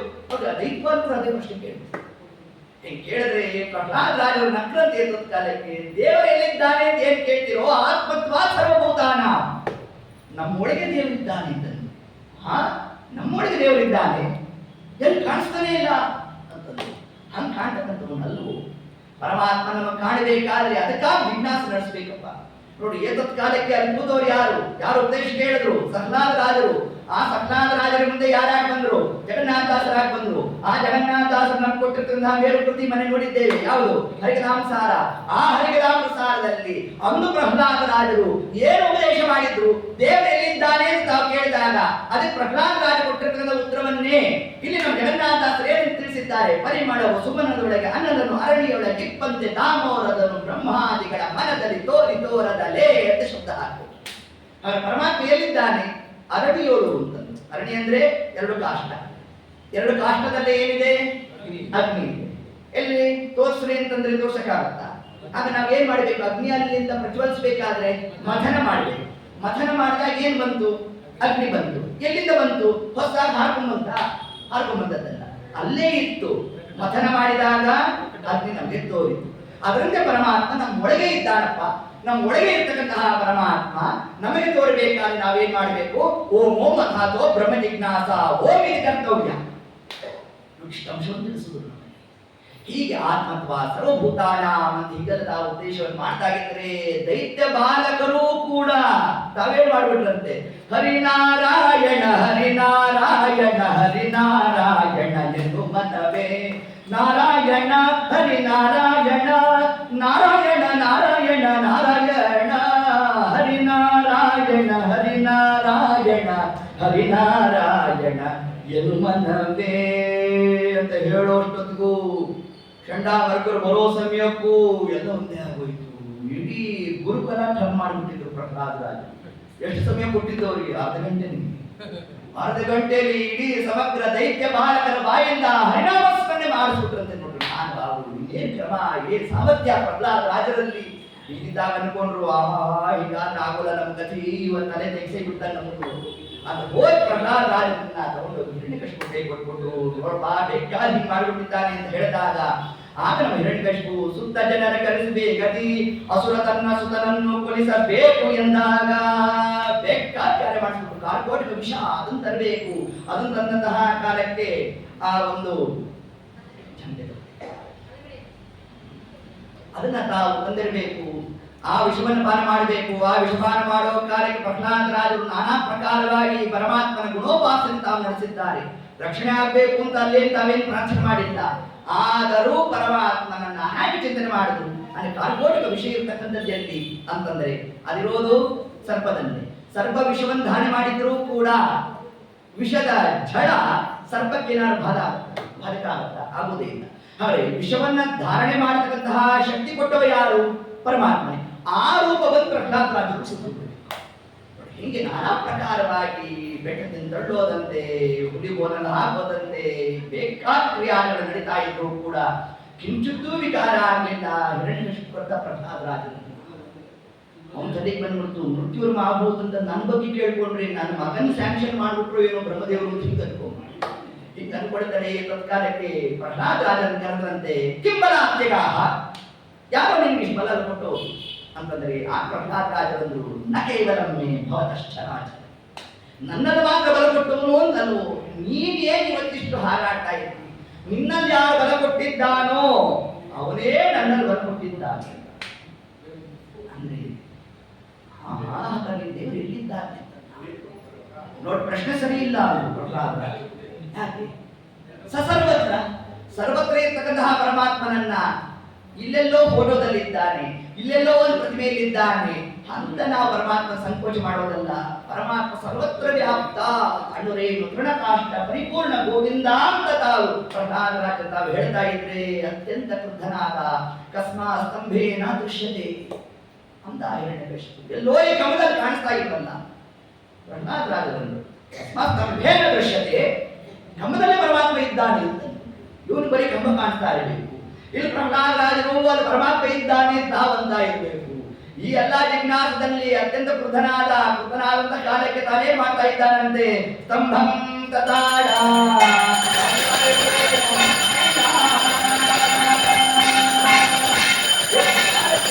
ವಿಶೇಷವಾಗಿ ಆ ಹಿರಣ್ಯಕಶಿಪು ಸ್ತಂಭಂ ತತಾಡ ಅತಿಬಲೇನ ಮುಷ್ಟಿನ, ಯಾವಾಗ ಕಂಬವನ್ನು ತಾನು ಝಾಡಿಸಿದ್ದಾನೆ ನರಸಿಂಹ ರೂಪ ಪರಮಾತ್ಮ ತಾನು ಬೆಳಕನಾಗಿ ಬಿಟ್ಟ ವಿಶಿಷ್ಟವಾದ ಆ ರೂಪವನ್ನ ವಿಶಿಷ್ಟವಾದ ಆ ರೂಪವನ್ನು ಪರಮಾತ್ಮ ತಾನು ಪ್ರಕಟ ಮಾಡಿರೋ ಕಾಲಕ್ಕೆ ಹೆಂಗಿತ್ತ ಆ ರೂಪ ಅಂತಂದ್ರೆ ಅದು ತಿಳಿಸ್ತಾ ಇದ್ದಾರೆ ನಮಗೆ. ಅತ್ಯದ್ಭುತ ರೂಪಂ ಸ್ತಂಭೆ ಸಭಾಯಾಂ ನ ಮೃಗಂ ನ ಮಾನುಷಂ, ಮೃಗ ಅಲ್ಲ, ಮನುಷ್ಯ ಅಲ್ಲ, ಆ ಒಂದು ನರಮೃಗ ರೂಪವನ್ನು ಪರಮಾತ್ಮ ತಾನು ಧಾರಣೆ ಮಾಡಿಬಿಟ್ಟಿದ್ದಾನೆ. ಇದನ್ನು ನೋಡ್ತಾ ಹಿರಣ್ಯಕಶಿಪು ಅನ್ಕೊಂಡ ನನ್ನ ಮರಣ ಬಂತೋ ಏನು ಅನ್ಕೊಂಡ. ಹಾಗೆ ಅನ್ಕೊಂಡ್ಬಿಟ್ರೆ ಮುಂದೆ ಕಥಾಭಾಗ ಮುಂದೆ ಹೋಗ್ಬೇಕು ಬೇಡ. ಪುನಃ ಮನ್ಮಾಯ ಅವನಲ್ಲಿ ಒಂದು ಮಾಯ ತಂದ್ಬಿಟ್ಟ.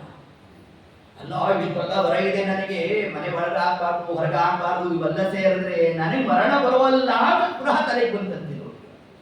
ಇಷ್ಟು ವ್ಯಾಪಾರವನ್ನು ಪರಮಾತ್ಮ ತಾನಲ್ಲಿ ನಡೆಸ್ತಾ ಹೋಗಿದ್ದವನನ್ನು ಹಿಡಿಬೇಕು, ಪುನಃ ಬಿಡ್ತಾ ಇರಬೇಕು. ಏತತ್ ಕಾಲಕ್ಕೆ ತನ್ನ ಹಾವು ಭಾವಾದಿಗಳನ್ನು ಪರಮಾತ್ಮ ತಾನು ತೋರಿಸ್ತಾ ಇರೋಣ. ಎಲ್ಲ ಅಂತರಿಕ್ಷದಲ್ಲಿ ದೇವದೇವತ ಅವ್ರು ನೋಡ್ತಾ ಪರಮಾತ್ಮ ಸ್ತೋತ್ರ ಮಾಡ್ತಾ ಇದ್ದಾರಂತೆ. ಏನು ಪರಮಾತ್ಮ ಒಂದೊಂದು ಹೆಚ್ಚಿ ಇಡ್ತಾ ಇದ್ದ ಅಂತಂದ್ರೆ ಪ್ರಳಯ ಕಾಲ ಬಂದಿದ್ದೇನೋ ಅನ್ನೋ ಒಂದು ಕ್ರಮ ಭಾಸ ಬಂದ್ಬಿಡ್ಬೇಕಂತೆ. ಪರಮಾತ್ಮ ಬಂದಾವತ್ತ ಏನ್ ಮಾಡ್ದ, ಸುಮ್ಮನೆ ತನ್ನ ಕೇಸರವನ್ನು ನಿಭಸಿದ್ರಂತೆ. ಈಗ ನಿಭಸಿದ್ರೆ ನಭೋಮಂಡಲದಾಗಿ ಇರ್ತಕ್ಕಂಥ ಸತ್ಯಲೋಕದಲ್ಲಿರೋ ಬ್ರಹ್ಮದೇವರ ಸಿಂಹಾಸನ ಅಲ್ಲಾಡ್ಬಿಡ್ತು. ಅಷ್ಟು ವ್ಯಾಪಾರ ಪರಮಾತ್ಮ ನಡೆಸ್ತಾ ಇದ್ದಾನೆ. ಸಮಸ್ತವಾದ ಬ್ರಹ್ಮಾದಿ ದೇವತೆಗಳ ಅಂತರಿಕ್ಷದಲ್ಲಿ ತಾವು ನೋಡ್ತಾ ಇದ್ದಾರಂತೆ. ಪರಮಾತ್ಮ ಹೋಗ್ಬೇಕು, ಹಿರಣ್ಯಕಶಿಪುವನ್ನು ಹಿಡಿಬೇಕು, ಪುನಃ ಬಿಡಬೇಕು. ಹಿಂಗೆ ಯಾಕೆ ಮಾಡ್ತೀವಿ ಸ್ವಾಮಿ, ಸಮಯ ಆಗೋಗಿದೆ, ಹಿಡಿ ಅವನು ಸಂಹಾರ ಮಾಡು ಅಂತಂದ್ರೆ ನಮ್ಮ ದೇವರಿಂದ ಸತ್ಯಂ ವಿಧಾತು ನಿಜ ಪ್ರತ್ಯ ಭಾಷೆಗಳು ಬ್ರಹ್ಮದೇವರು ಮಾತು ಕೊಟ್ಬಿಟ್ಟಿದ್ದೇನಪ್ಪ, ಸಂಧ್ಯಾಕಾಲ ಬರಬೇಕು, ಅಲ್ಲಿ ತನಕ ನಾವು ಸಂಹಾರ ಮಾಡೋಲ್ಲ ಅಂತ ನಮ್ಮ ಸ್ವಾಮಿ. ಆ ಸಂಧ್ಯಾಕಾಲ ಆ ಒಂದು ಪರ್ವಕಾಲ ಬರಬೇಕು. ಹಿರಣ್ಯಕಶಿಪುವನ್ನು ಪರಮಾತ್ಮ ತಗೊಂಡ, ನೀ ಅಂದ್ಯಪ್ಪ ಮನೆಯಿಂದ ಹೊರಗಡೆ ಆಗ್ಬಾರ್ದು, ಹೊರಗಡೆ ಆಗ್ಬಾರ್ದು, ಅಂತರಿಕ್ಷದಲ್ಲಿ ಆಗ್ಬಾರ್ದು, ಪಾತಾಳದಲ್ಲಿ ಆಗ್ಬಾರ್ದು, ಇಷ್ಟು ತಾನೇ ಜಿಜ್ಞಾಸ.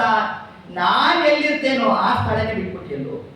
ವಿಶೇಷವಾಗಿ ನರಸಿಂಹದೇವರ ಸನ್ನಿಧಾನೆಯಲ್ಲಿ ಅಲ್ಲೇ ಕುಡ್ಕೊಂಡಂತೆ ಪರಮಾತ್ಮ. ಅವನು ಕುಡಿಸ್ಕೋಬೇಕು. ಕುಡಿಸ್ಕೊಂಡಂತಹ ಕಾಲಕ್ಕೆ ಅವನ ಉದರವನ್ನು ಪರಮಾತ್ಮ ತಾನು ಬಗಿತಾ ಇರೋಣ.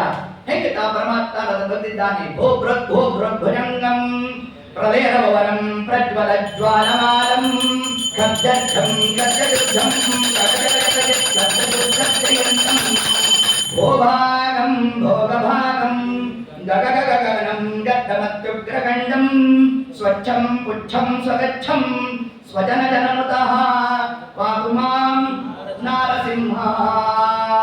ಉದರವನ್ನು ಹಾಕ್ಸಿಡ್ಬಿಟ್ಟಂತೆ ಪರಮಾತ್ಮ.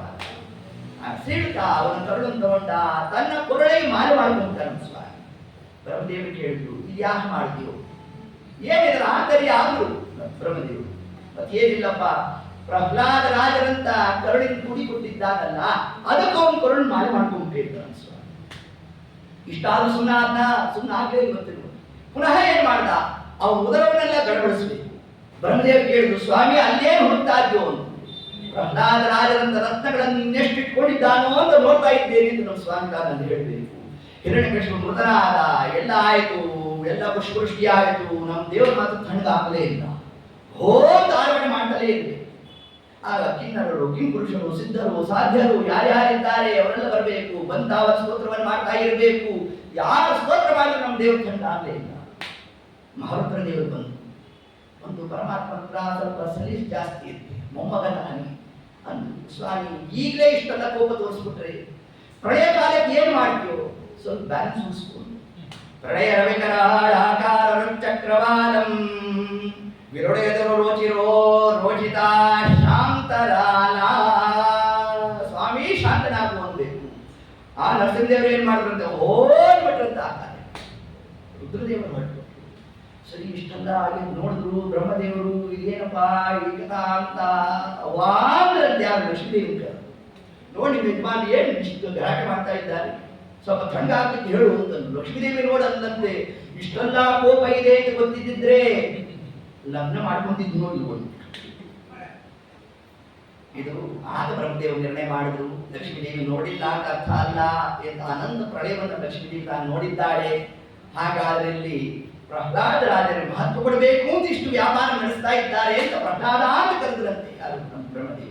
ನೋಡಪ್ಪ, ನಮ್ಮಪ್ಪ ಎಲ್ಲ ತಣ್ಣು ಕೂತಿದ್ದ, ನೀನ್ ನೋಡಿದ್ರೆ ಇಷ್ಟೆಲ್ಲ ಮಾಡಿಬಿಟ್ಟಿದ್ಯಾ, ನೀನ್ ಕಂಬದಿಂದ ಅಂತ ಅನ್ನೋದು, ನಮ್ಮ ದೇವರಲ್ಲಿಂದ ಬರೋದು, ನೀನು ಹೋಗಿ ಸ್ತೋತ್ರ ಮಾಡುವಂತ ಪ್ರಹ್ಲಾದ ರಾಜರ ಮುಂದೆ ಮಾಡಬೇಕಂತೆ. ಪ್ರಹ್ಲಾದ ರಾಜರು ಹೋಗೋ ಕಾಲಕ್ಕೂ ಷೋಡಶ ಬಾಹು ನರಸಿಂಹ ರೂಪ ಪರಮಾತ್ಮ ತಾನು ದಾನ ಮಾಡಿದ್ದಾರಂತೆ. ಹಾವ ಭಾವವನ್ನು ತೋರ್ತಾ ಇರೋಣ. ಯಾವಾಗ ಪ್ರಹ್ಲಾದ ರಾಜರ ಮುಂದೆ ಮಾಡಿದ್ರು ಪರಮಾತ್ಮ ಕರಸ್ಪರ್ಶ, ಪರಮಾತ್ಮನ ನಖ ಪ್ರಹ್ಲಾದ ರಾಜರ ದೇಹ ಸ್ಪರ್ಶ ಆಗುತ್ತಂತೆ.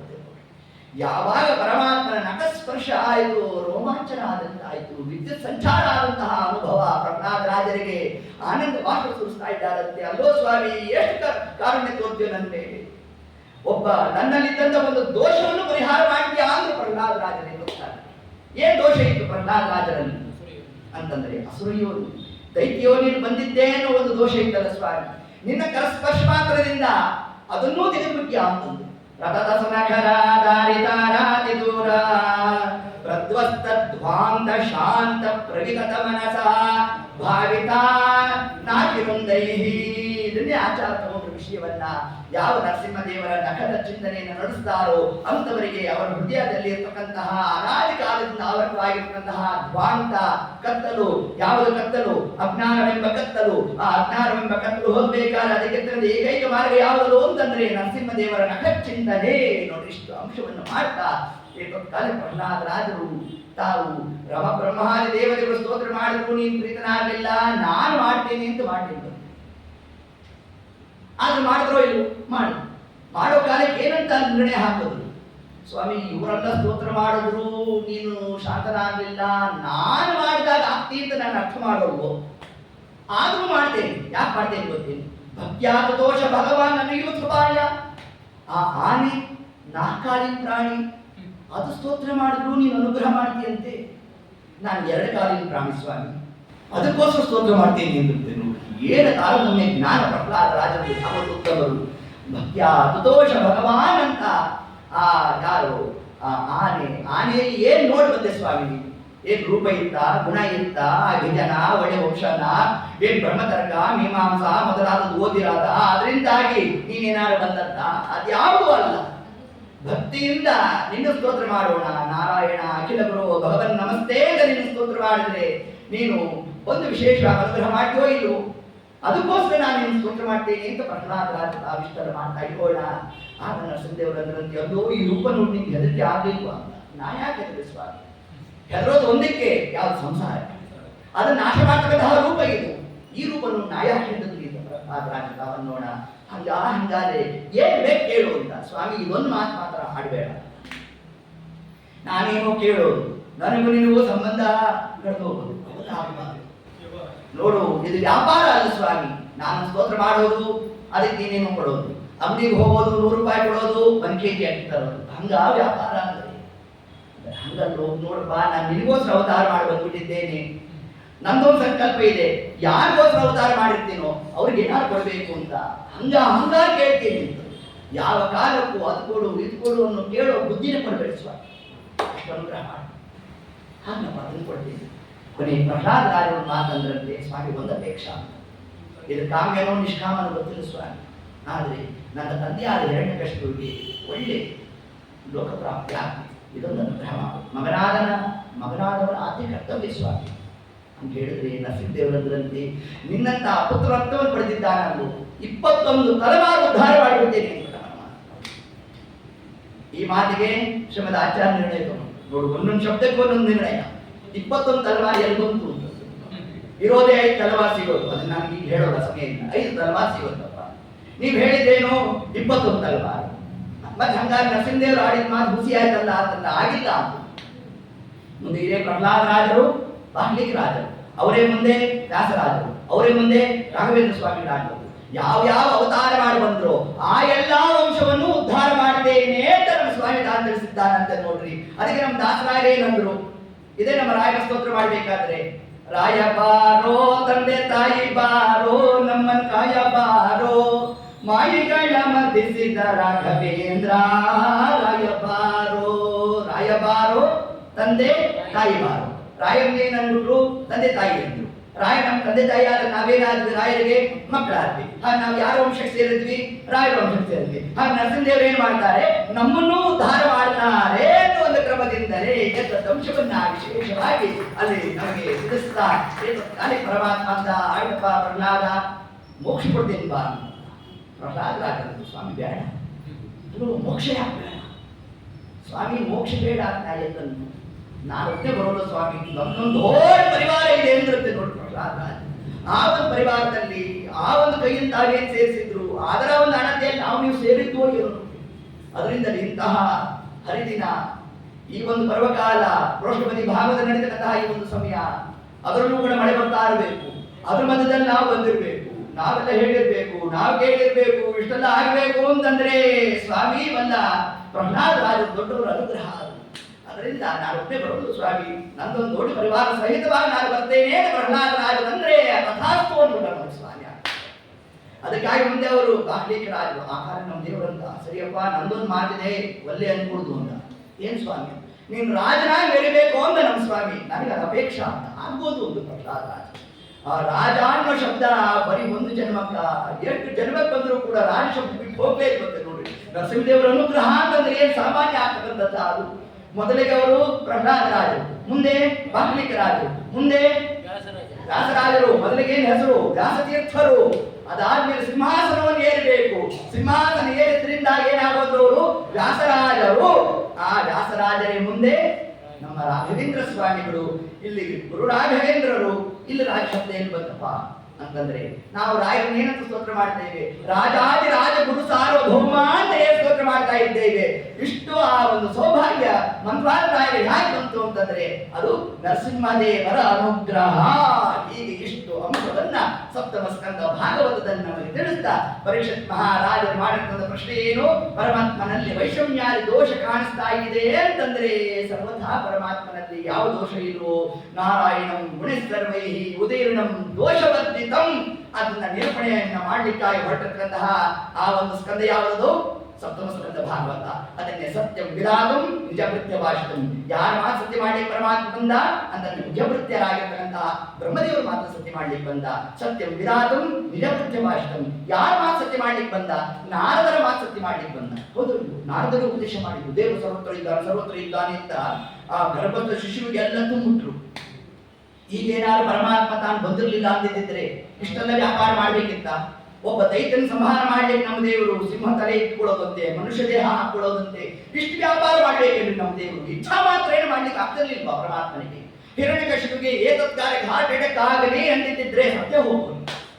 ಇಷ್ಟ ಯಾಕೆ ಮಾಡಿದ ಪರಮಾತ್ಮ ಅಂದ್ರೆ ನಾರದರು ಮಾಸಕ್ತಿ ಮಾಡಬೇಕಾಗಿದೆ. ದೇವರು ಸರ್ವತ್ರ ಇದ್ದಾನೆ ಅಂತ ಹೇಳ್ಬಿಟ್ಟಿದ್ದಾರಲ್ಲ, ಆ ಮಾಸಕ್ತಿ ಮಾಡದಂತೆ. ಮತ್ತ್ಯಾಕೆ ಬಂದ ಪರಮಾತ್ಮ? ಸತ್ಯಂ ವಿರಾಟು ಜೈವಿಚರಿ ಮಾತು ಕೊಟ್ಟಿದ್ದಂತೆ, ಅದಕ್ಕೋಸ್ಕರ ಬಂದಂತೆ. ಮತ್ತ್ಯಾಕೆ ಬಂದ ಪರಮಾತ್ಮ? ಸತ್ಯಂ ವಿರಾಟು ನಿಜಭೃತ್ಯ ಭಾಷಿತಂ. ಇನ್ಯಾರು ಮಾಸಕ್ತಿ ಮಾಡಲಿಕ್ಕೆ? ನಿಜಭೃತಿ. ನಿಜಭೃತ್ ಅಂದ್ರೆ ಏನು? ತಮ್ಮ ಆತ್ಮರಕ್ಷಣೆ. ಅದಕ್ಕೆ ಆತ್ಮರಕ್ಷಣೆಗಾಗಿ ಅಭಾಷಿತಂ ಒಂದು ಮಾತಾಡಲಿಲ್ವಂತೆ. ಯಾರು? ಪ್ರಹ್ಲಾದರಾಜರು. ಆದ್ರೆ ನಿಜಭೃತ್ಯರು ಅಂದ್ರೆ ಯಾರಾದ್ರು? ಪ್ರಹ್ಲಾದರಾಜರಾದ್ರು. ಆ ಪ್ರಹ್ಲಾದರಾಜರ ಮಾತು ಸತ್ಯ ಮಾಡ್ಲಿಕ್ಕೋಸ್ಕರ ಪರಮಾತ್ಮ ತಾನು ಬಂದ ಅಂತ ಇಷ್ಟು ಅಂಶವನ್ನು ಹೇಳ್ತಾ ಇನ್ಯಾಕೆ ಬಂದ ನಮ್ಮ ದೇವರು ಅಂದ್ರೆ ಸತ್ಯಂ ವಿರಾಟಂ ನಿಜಭೃತ್ಯ ಭಾಷಿತಂ. ಆ ನಿಜಭೃತ್ಯರು ಅಂದ್ರೆ ಯಾರು? ಲಕ್ಷ್ಮೀದೇವಿ. ಕೋಟಿ ಕೋಟಿ ವೃತ್ಯರಿರಲು ಹಾಟಕಾಂಬರನ ಸೇವೆ ತಾನೇ ಮಾಡುತ್ತಿರಲು. ಆ ನಿಜಭೃತ್ಯರು ಶಬ್ದದಿಂದ ಗ್ರಾಹ್ಯರು ಲಕ್ಷ್ಮೀದೇವಿ. ಇಲ್ಲಿ ಲಕ್ಷ್ಮೀದೇವಿ ಹೆಂಗ್ ನೀವು ಚಿಂತನೆ ಮಾಡ್ತೀರಿ? ಲಕ್ಷ್ಮೀದೇವಿ ಅಂದ್ರೆ ಯಾರು? ವೇದಾಭಿಮಾನಿ. ವೇದಾದಿಗಳು ಏನ್ ತಿಳಿಸ್ತಾರೆ? ಊರ್ಧ್ವಶ್ಚ ನಾರಾಯಣ ಅಧಶ್ಚ ನಾರಾಯಣ ದ್ಯಾವಾ ಪೃಥಿವ್ಯೋಚ ನಾರಾಯಣ. ವೇದಾದಿಗಳು ಏನ್ ತಿಳಿಸ್ತಾ ಇದೆ? ವೇದದ ಮಾತನ್ನು ಸತ್ಯ ಮಾಡ್ಲಿಕ್ಕೋಸ್ಕರ ಪರಮಾತ್ಮ ತಾನೇನ್ ಮಾಡ್ದ? ತಾನು ಕಂಬದಿಂದ ಬಂದ. ಇಷ್ಟು ಅಂಶವನ್ನ ನಮಗೆ ಸಪ್ತಮ ಸ್ಕಂದ ಭಾಗವತದಲ್ಲಿ ಏನ್ ತಿಳಿಸ್ಕೊಟ್ಟಿದ್ದಾರೆ. ಹೀಗೆ ಪರಮಾತ್ಮ ಸರ್ವತ್ರ ವ್ಯಾಪ್ತ, ಅವ ನಿರ್ದೋಷಿ, ಗುಣಪೂರ್ಣ ಅನ್ನೋ ಒಂದು ಅಂಶವನ್ನು ತಿಳಿಸ್ಲಿಕ್ಕೆ ಆಗಿ ಹೊರಟಿರ್ತಕ್ಕಂತಹ ಸ್ಕಂದ ಸಪ್ತಮ ಸ್ಕಂದ ಭಾಗವತ ಅಂತ ಇಷ್ಟು ಅಂಶವನ್ನು ನಾವು ಚಿಂತನಾದಿಗಳನ್ನ ನಡೆಸ್ತಾ ಇನ್ನ ನಾಳೆ ದಿವಸದಲ್ಲಿ ಮುಂದೆ ಯಾವ ಪ್ರಹ್ಲಾದರಾಜರು ಯಾರ ದೃಷ್ಟಾಂತ ತಗೊಂಡಿದ್ದಾರೋ ಅವರದೇ ಕಥಾ ಪ್ರಸಂಗ ಬರ್ತಕ್ಕಂಥದ್ದು ಗಜೇಂದ್ರ ಮೋಕ್ಷ. ಆ ಗಜೇಂದ್ರ ಮೋಕ್ಷದಲ್ಲಿರ್ತಕ್ಕಂತಹ ಹಿರಿಮೆ ಏನು, ನಮಗೇನು ಅದರಿಂದ ನಾವು ತಿಳಿಬೇಕಾದದ್ದು? ಒಂದು ಆನೆ, ಒಂದು ನಕ್ರ, ಒಂದು ಮೊಸಳೆ. ಏನೋ ಮಕ್ಕಳು ಊಟ ಮಾಡಿಸ್ಬೇಕಾದ್ರೆ ಹೇಳೋ ಕಥೆ ತರ ಇದೆಯಪ್ಪ. ಅದನ್ನು ಭಾಗವತದಲ್ಲಿ ಸೇರಿಸ್ಬಿಟ್ರಲ್ಲ ಇವರು. ಏನಂತಹ ಮಹಿಮಾ ಏನಿದೆ ಅದರಲ್ಲಿ? ಆ ಒಂದು ಚಿಂತನ ಮಂಥನವನ್ನೇ ನಾಳೆ ದಿವಸ ಕಥಾಭಾಗದಲ್ಲಿ ನೋಡೋಣ ಅಂತ ಹೇಳ್ತಾ ಸರ್ವಂ ಶ್ರೀ ಕೃಷ್ಣಾರ್ಪಣಮಸ್ತು. ಹರಿಯೇ ನಮಃ.